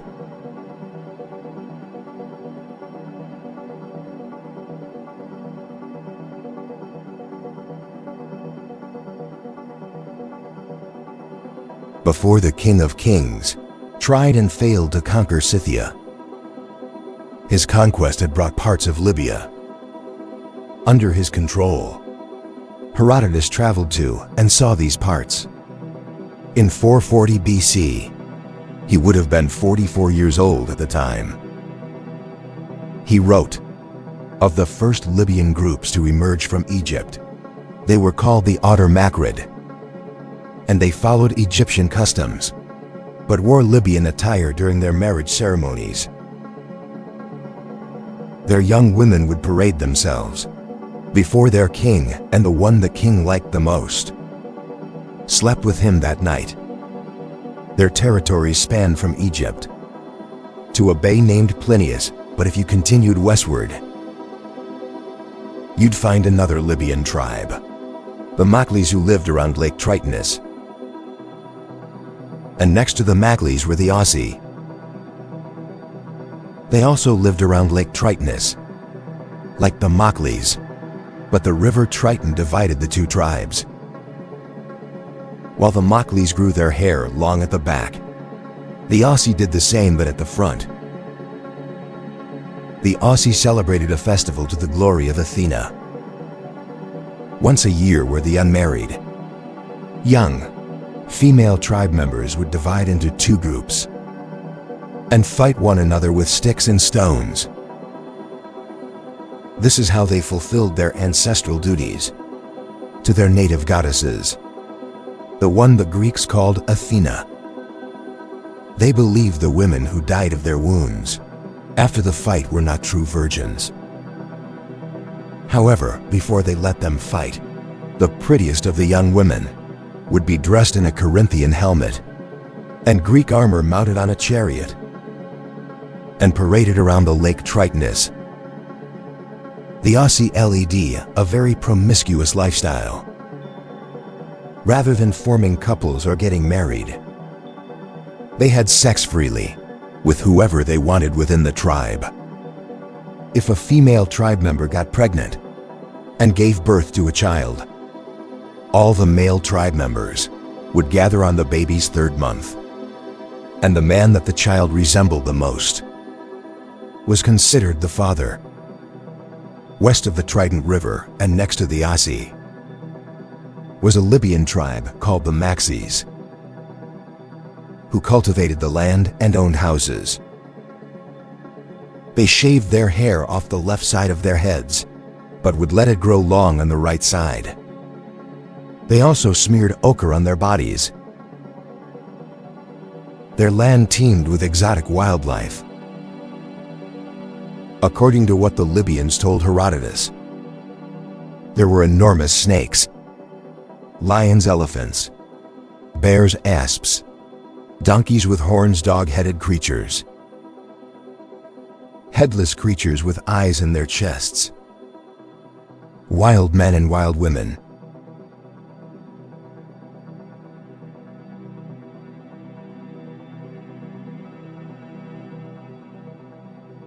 Now the successful conquest of Libya would not have been possible if the Persians didn't have a man named Megabazus. Megabazus was King Darius's most respected general. during the Persian king's fruitless Scythian campaign. It was Megabaeus who led his vast army. After their retreat, after they crossed the bridge at Danube, with the help of Astios of Miletus and his Ionian Greek comrades, Darius decided to return to Sardis, capital of Lydia. But before he returned, he left Megabaeus a mandate. The general should stay back in Europe as commander-in-chief of an army of 80,000 men. The mission was simple: subjugate the Greek cities in Hellespont. In the months that followed, this is exactly what the general did. First, Megabaeus conquered the brave Parisians. Then he marched through Thrace, burning every settlement and tribe living there under the Persian king's rule. When Darius got to Sardis, he summoned Astios of Miletus and rewarded him for his role in keeping the bridge up. At Danube in the years after, Astios would become one of his most trusted advisors.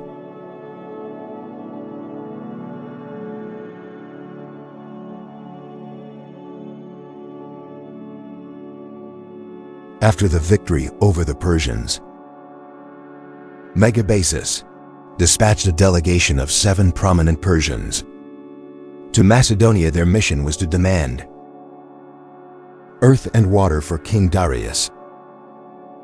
They wanted Macedonia to surrender. When they arrived at Macedonia, the king Amyntas granted them what they wanted, and afterwards hosted a banquet for them. When the Persians were well fed and drunk, he scolded the Macedonian king for not offering them concubines and wives in accordance with Persian customs. Now this was against Macedonian customs. Women weren't allowed to sit with men at the dinner tables, however. Amyntas agreed because he'd already offered earth and water to Darius. Women were provided for the drunk Persians, and they immediately began touching the women inappropriately. King Amyntas was maddened but refused to intervene. However, his son, Alexander, had other plans. He urged his father to go to bed and offered to attend to the Persians himself. Amyntas could sense Alexander had an ulterior motive, so he warned him against causing any trouble. That would bring the wrath of Darius on Macedon. But Alexander ignored his father's advice and suggested letting the women bathe before offering them as gifts to the Persians. When they agreed, Alexander switched the women with a beardless Macedonian men, disguised in women's clothing and armed with daggers. This time, when the Persians attempted to touch them, the disguised Macedonians stabbed them to death. To avoid Darius's rage, Alexander got rid of their bodies and kept their death a secret.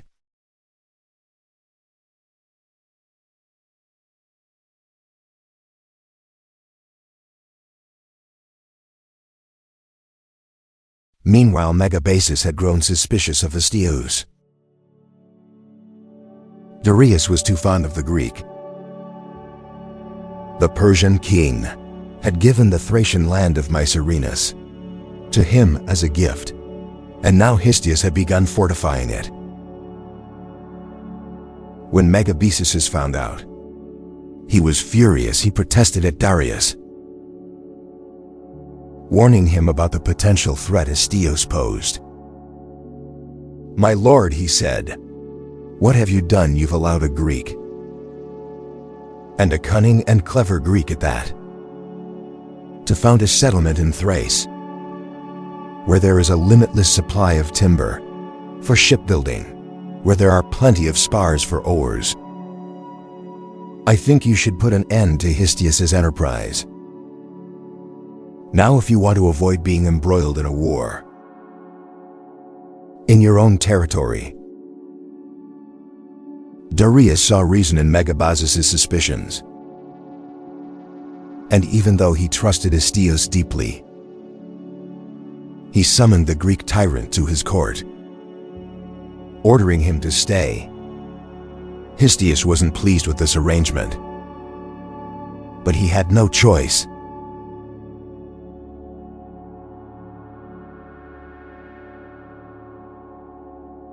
Meanwhile, Astios of Mytilene was ruled by his son-in-law, Aristagoras, in his absence. Now Aristagoras was a little ambitious. His ambition found opportunity when he was approached by some Naxians who were trying to reclaim their island Naxos.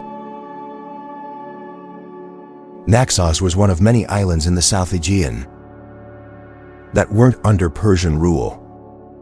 Aristagoras saw an opportunity for conquest. So he approached Darius's half-brother, Artaphernes, who was the head of their district. Artaphernes spoke to Darius, and Darius sent him the military resources he needed. But the conquest turned out to be a failure. After 3 months of fighting, Aristagoras accepted defeat. Aristagoras was scared his failure would enrage Darius.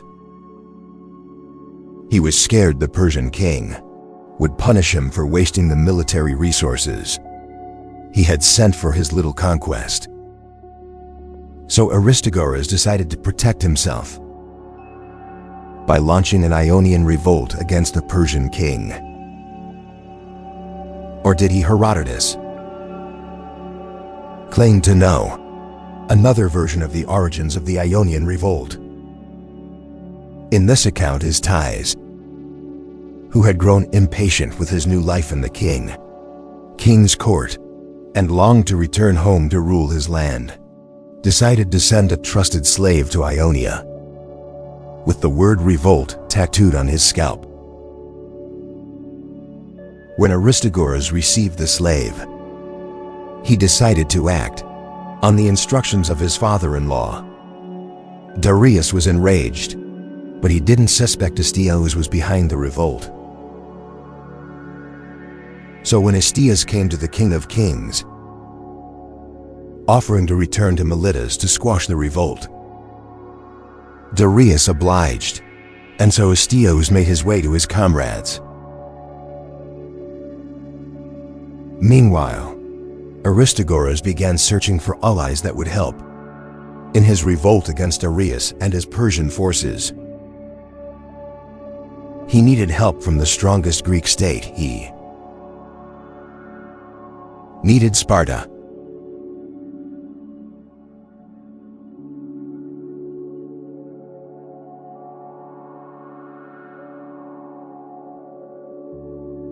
When the Ionians revolted against Persia, Cleomenes was king of Sparta.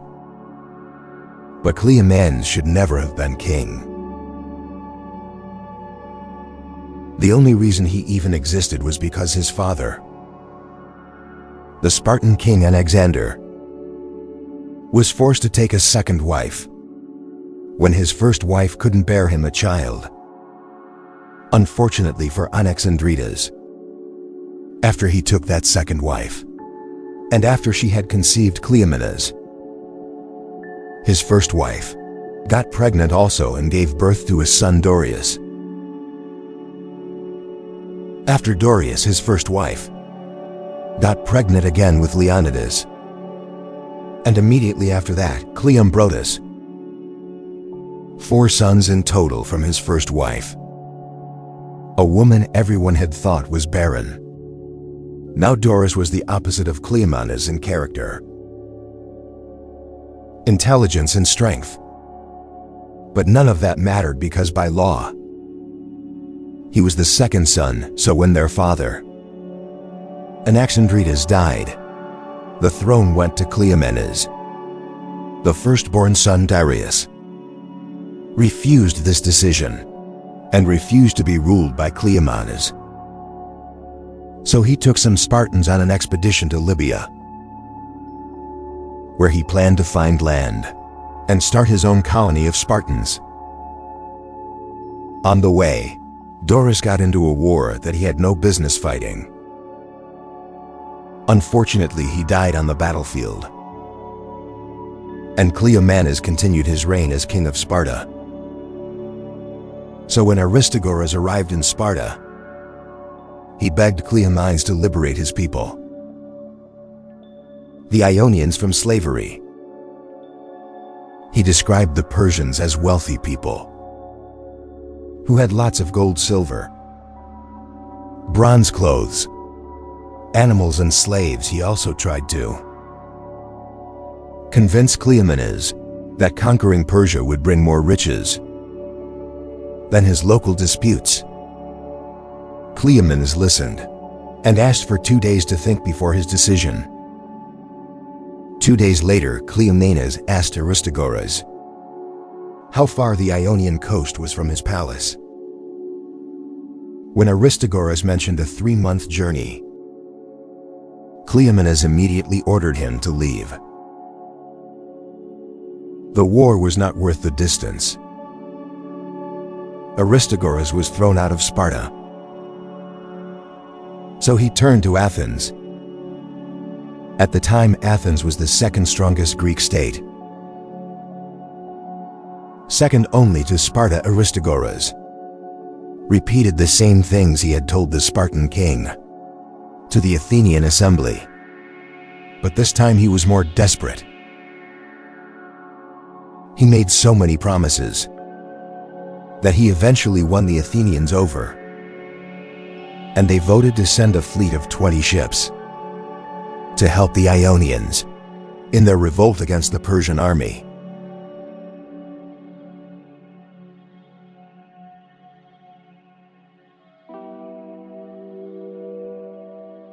As the Ionian revolt grew, so did her allies Smyrna, Ephesus and Byzantium all joined in, attacking Persian garrisons in the region. In 498 BCE, a combined force of Ionian cities descended upon Sardis, capital of Lydia. It had been a stronghold of Persia ever since Cyrus deposed Croesus. The Persian forces in the city fought hard against the Ionian rebels, but had to retreat to the city's central citadel, where Artaphernes and his Persian forces succeeded in holding off the Greek attackers. Eventually, Aristagoras and his Ionians realized they couldn't capture the city, so they chose to burn the city to the ground. And this was it. This was what pushed Darius to the edge, enraged him, and made him vow to crush Athens for aiding the revolt. This was what triggered Greco-Persian wars. The Battle of Marathon, the Battle of Plataea and Salamis. This was the beginning of the war that Herodotus was born into. A war that would turn the tides against the Persians in favor of the Greeks.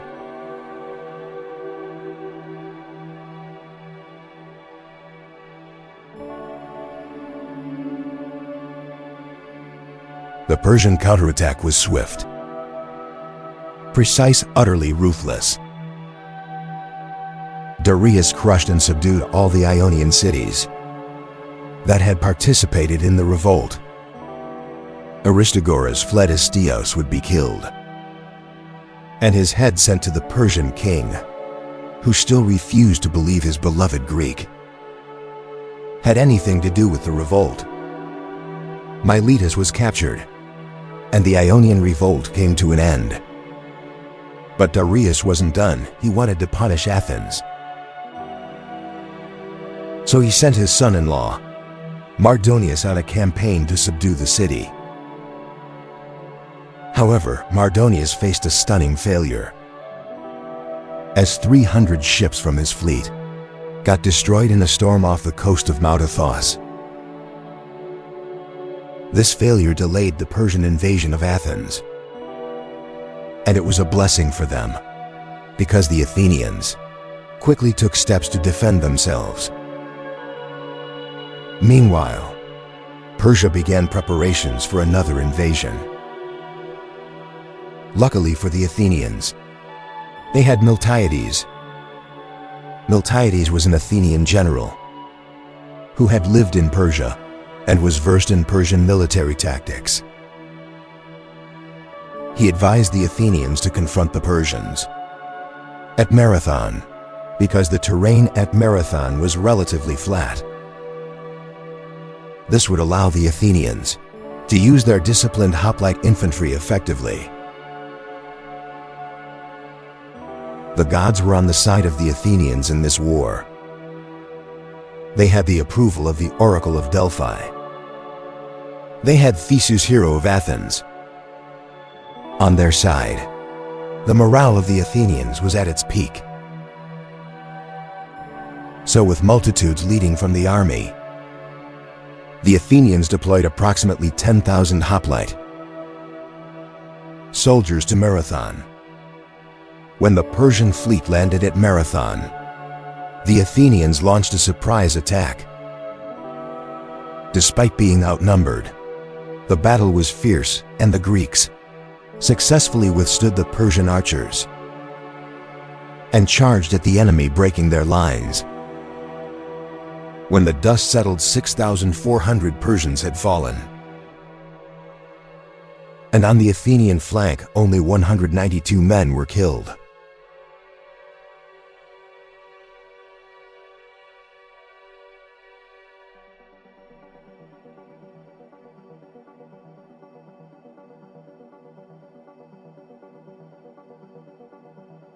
Ships, horses, supplies, transport vessels. Darius's rage knew no bounds, as he fumed at the defeat he suffered at Marathon, and prepared for yet another attempt on Athens. The 3 years that followed the Battle of Marathon saw the entire continent of Asia in turmoil, as they raced to meet the heavy demands that Darius imposed on them. The King of Kings wanted revenge. But the situation was about to get more complex, because in the 4th year of his preparation, Egypt also revolted against the Persian Empire. Earth and water was not enough. Now Darius wanted blood and fire. But before he could get his revenge, in the middle of his preparations, and a few months after the Egyptian revolt, Darius the Great died. His son, Xerxes, son of Atossa, daughter of Cyrus the Great, took the throne of his father.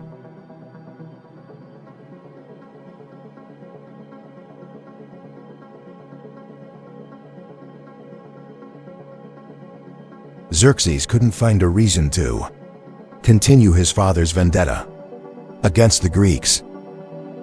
Make no mistake, he squashed the Egyptian revolt, reducing them to a worse state of slavery than what they had experienced under Darius. But with the Greeks, he was hesitant. He was aware of the difficulties his father had faced, and the defeat at the Battle of Marathon was still fresh on everybody's mind. But Mardonius, his cousin and most trusted advisor, wanted the war. He tried and eventually succeeded in convincing Xerxes to continue Darius's war on the Greeks. Meanwhile, the Greeks formed a coalition of city-states. Everyone from the Spartans to the Athenians, to the Thebans and Thespians.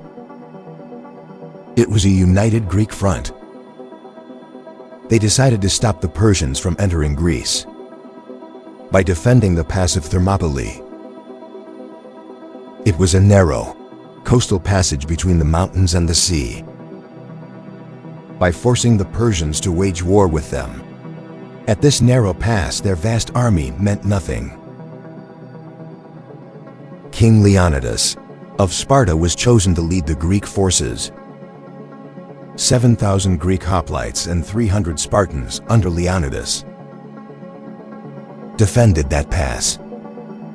Before the war began, Xerxes recognized how small the Greeks were and sent emissaries to Leonidas, giving them one last chance to surrender. More specifically, he asked them to surrender their weapons. But King Leonidas replied to the Persian king, "Come and take them." The Battle of Thermopylae lasted for 3 days, and for those 3 days, the Greeks held back the Persian advance, with Leonidas and his 300 Spartans at the forefront of the offensive defense.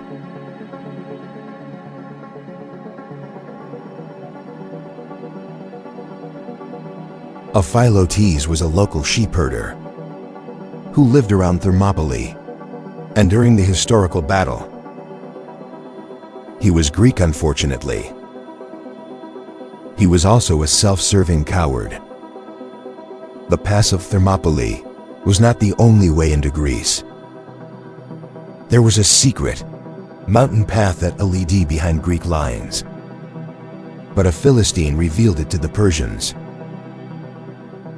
He guided them through the path, hoping his act of betrayal would make exorcists look kindly on him and reward him. Theodosius got his reward not from exorcises, but from his fellow Greeks whom he betrayed. Much later, they hunted him down and killed him for his treachery. Using the mountain path, the Persians now surrounded the Greeks and the Spartans, flipping the odds of the battle in their favor. When Leonidas saw this, he ordered his Greek allies to retreat. Then King Leonidas and his 300 Spartans fought one last battle fiercely, till he and all 300 Spartans fell.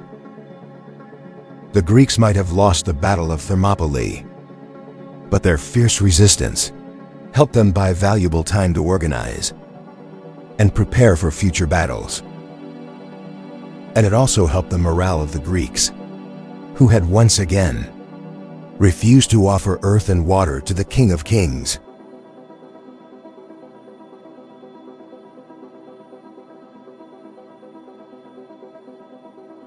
While the Battle of Thermopylae was lost on land, the Greek fleet waxed with hope on the high seas. The Greek fleet at Artemisium comprised 127 Athenian ships, 40 Corinthian ships, 20 Megarian ships, and a handful of contributions from other city-states. A Spartan named Eurybiades led the fleet as supreme commander. Another hero on the seas was the Athenian Themistocles, who ensured that the Greeks remained united as tensions grew between the Athenians and other city-states. It also appeared like the gods were on the side of the Athenians, because when the vast Persian fleet tried to surround and destroy the Athenian fleet, a storm raged and destroyed them instead. 200 Persian ships perished. However, this did not mean the Persians could be stopped. They still outnumbered the Greek on the sea. Themistocles knew that he could only hold off the Persians for so long. He knew that a Persian invasion was inevitable. He knew it was only a matter of time before the Persians raided Athens. And if that happened, if Xerxes gave Darius his revenge by spilling Athenian blood, then the spirits of the Greek would be defeated, and battles would be lost before they began. So he made a difficult decision. He mystically evacuated every living thing from Athens. He emptied out the city and moved the citizens to the island of Salamis, far away from the conflict. the Athenians would fight without fear. When their families were safe, 5 months after the Battle of Thermopylae, the Greeks found themselves once again in the heat of another battle.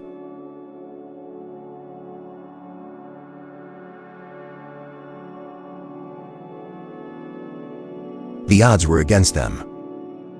The Persian fleet had such a numerical advantage over the Greeks. The war looked over before it even began. But Themistocles set a strategy to level the playing field. Like always, he had to play to Greek advantage. And to do that, he planned to use the narrow waters of Solomon's Straits to diminish the numerical strength of the Persian navy. The Persian ships were large and difficult to maneuver.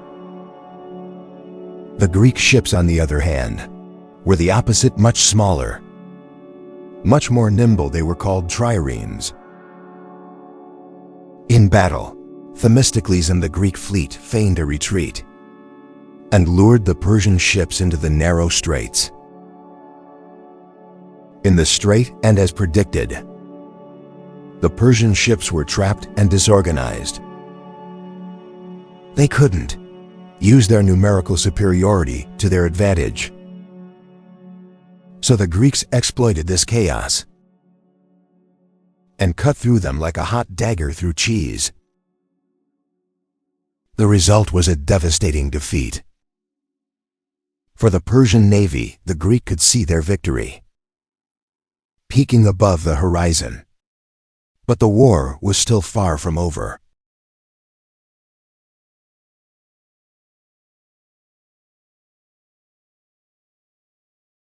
After the defeat at Salamis, Xerxes returned to Persia and left Mardonius in command of the remaining forces in Greece. General Mardonius moved south to occupy Athens. Thanks to Themistocles' foresight, the city had already been deserted, and the Athenian population had taken refuge on the nearby island of Salamis. But the Greeks were not naive. They knew as long as the Persians continued to stay on their continent, they remained a serious threat to Greek freedom. The war wasn't over. So they formed new and stronger alliances between city-states. Sparta took the lead of this alliance, and Pausanias, a Spartan general, was appointed as the overall commander of the Greek forces. Winter was approaching on the Persian front. General Mardonius knew that a winter campaign against the Greek forces on their land would be disastrous. So he left Athens, moved to Thebes, and tried to entice the Greek city-states into breaking their alliance. At this time, the Thebans had already abandoned the Greek cause and sided with the Persians. Why, despite the Athenians? They hated them that much. However, they would pay dearly for it much later. In the meantime, the allied Greek army rejected Mardonius's offer and chose to march towards Plataea, while their fleet sailed to Mycale to confront the Persians. One war, two battlefronts on land and on sea. The objective incredibly simple: expel the Persian forces from all of Greece.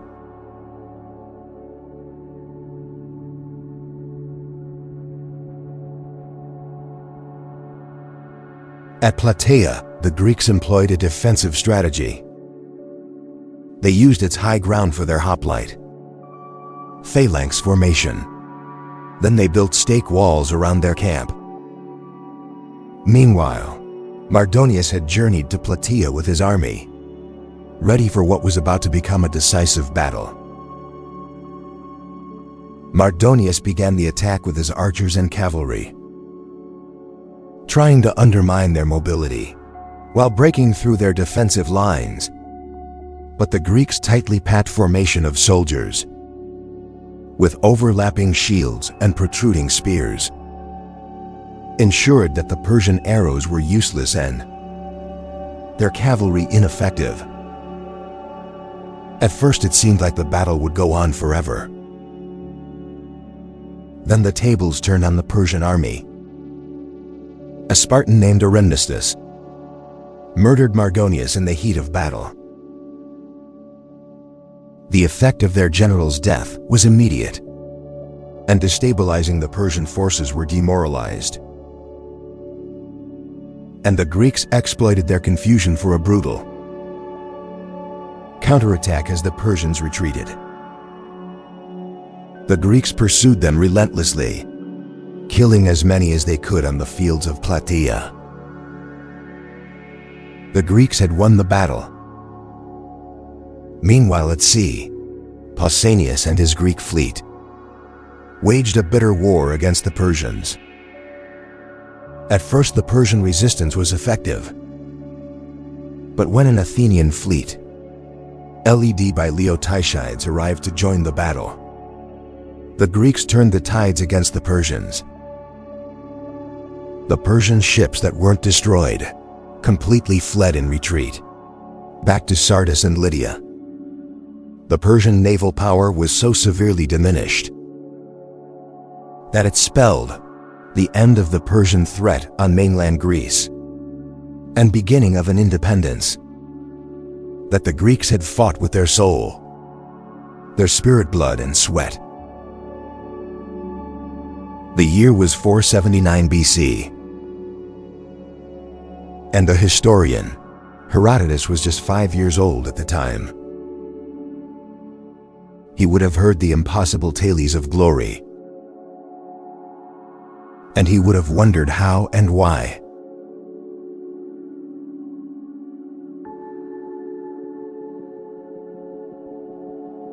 Xerxes is believed to have met a violent end at the hands of assassins in 465 BC when Herodotus was 19. And as Herodotus grew older, traveled around the world and recorded the stories, he would have his own moment against tyranny.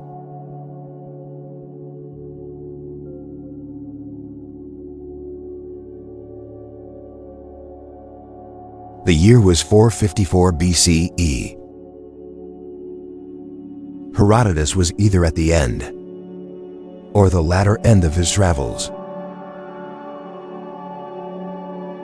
People, the cultures, and the geography of the dive people he had traveled allowed for a detailed map to be constructed. Herodotus would have been 30 years at this time, somewhere in the midst of his many travels.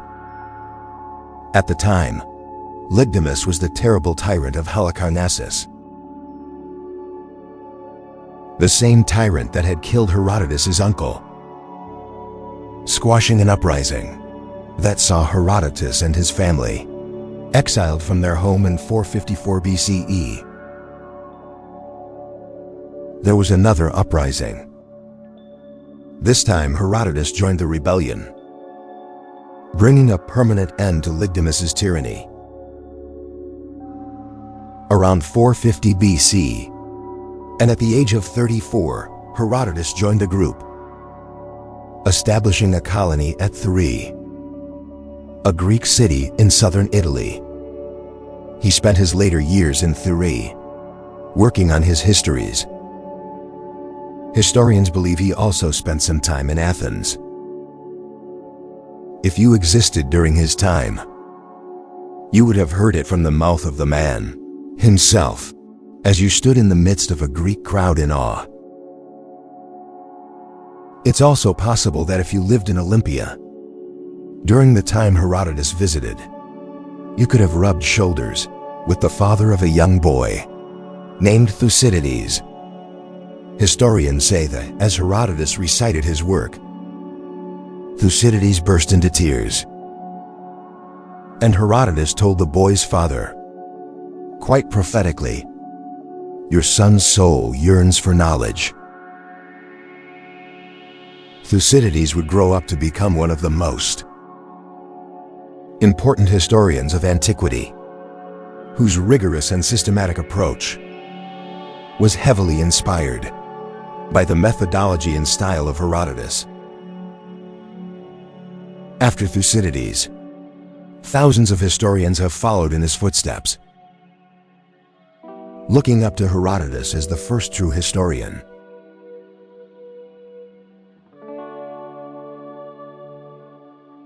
Sometime between 425 and 413 BC, Herodotus died, leaving behind a legacy that has endured beyond 2 millennia to this very moment.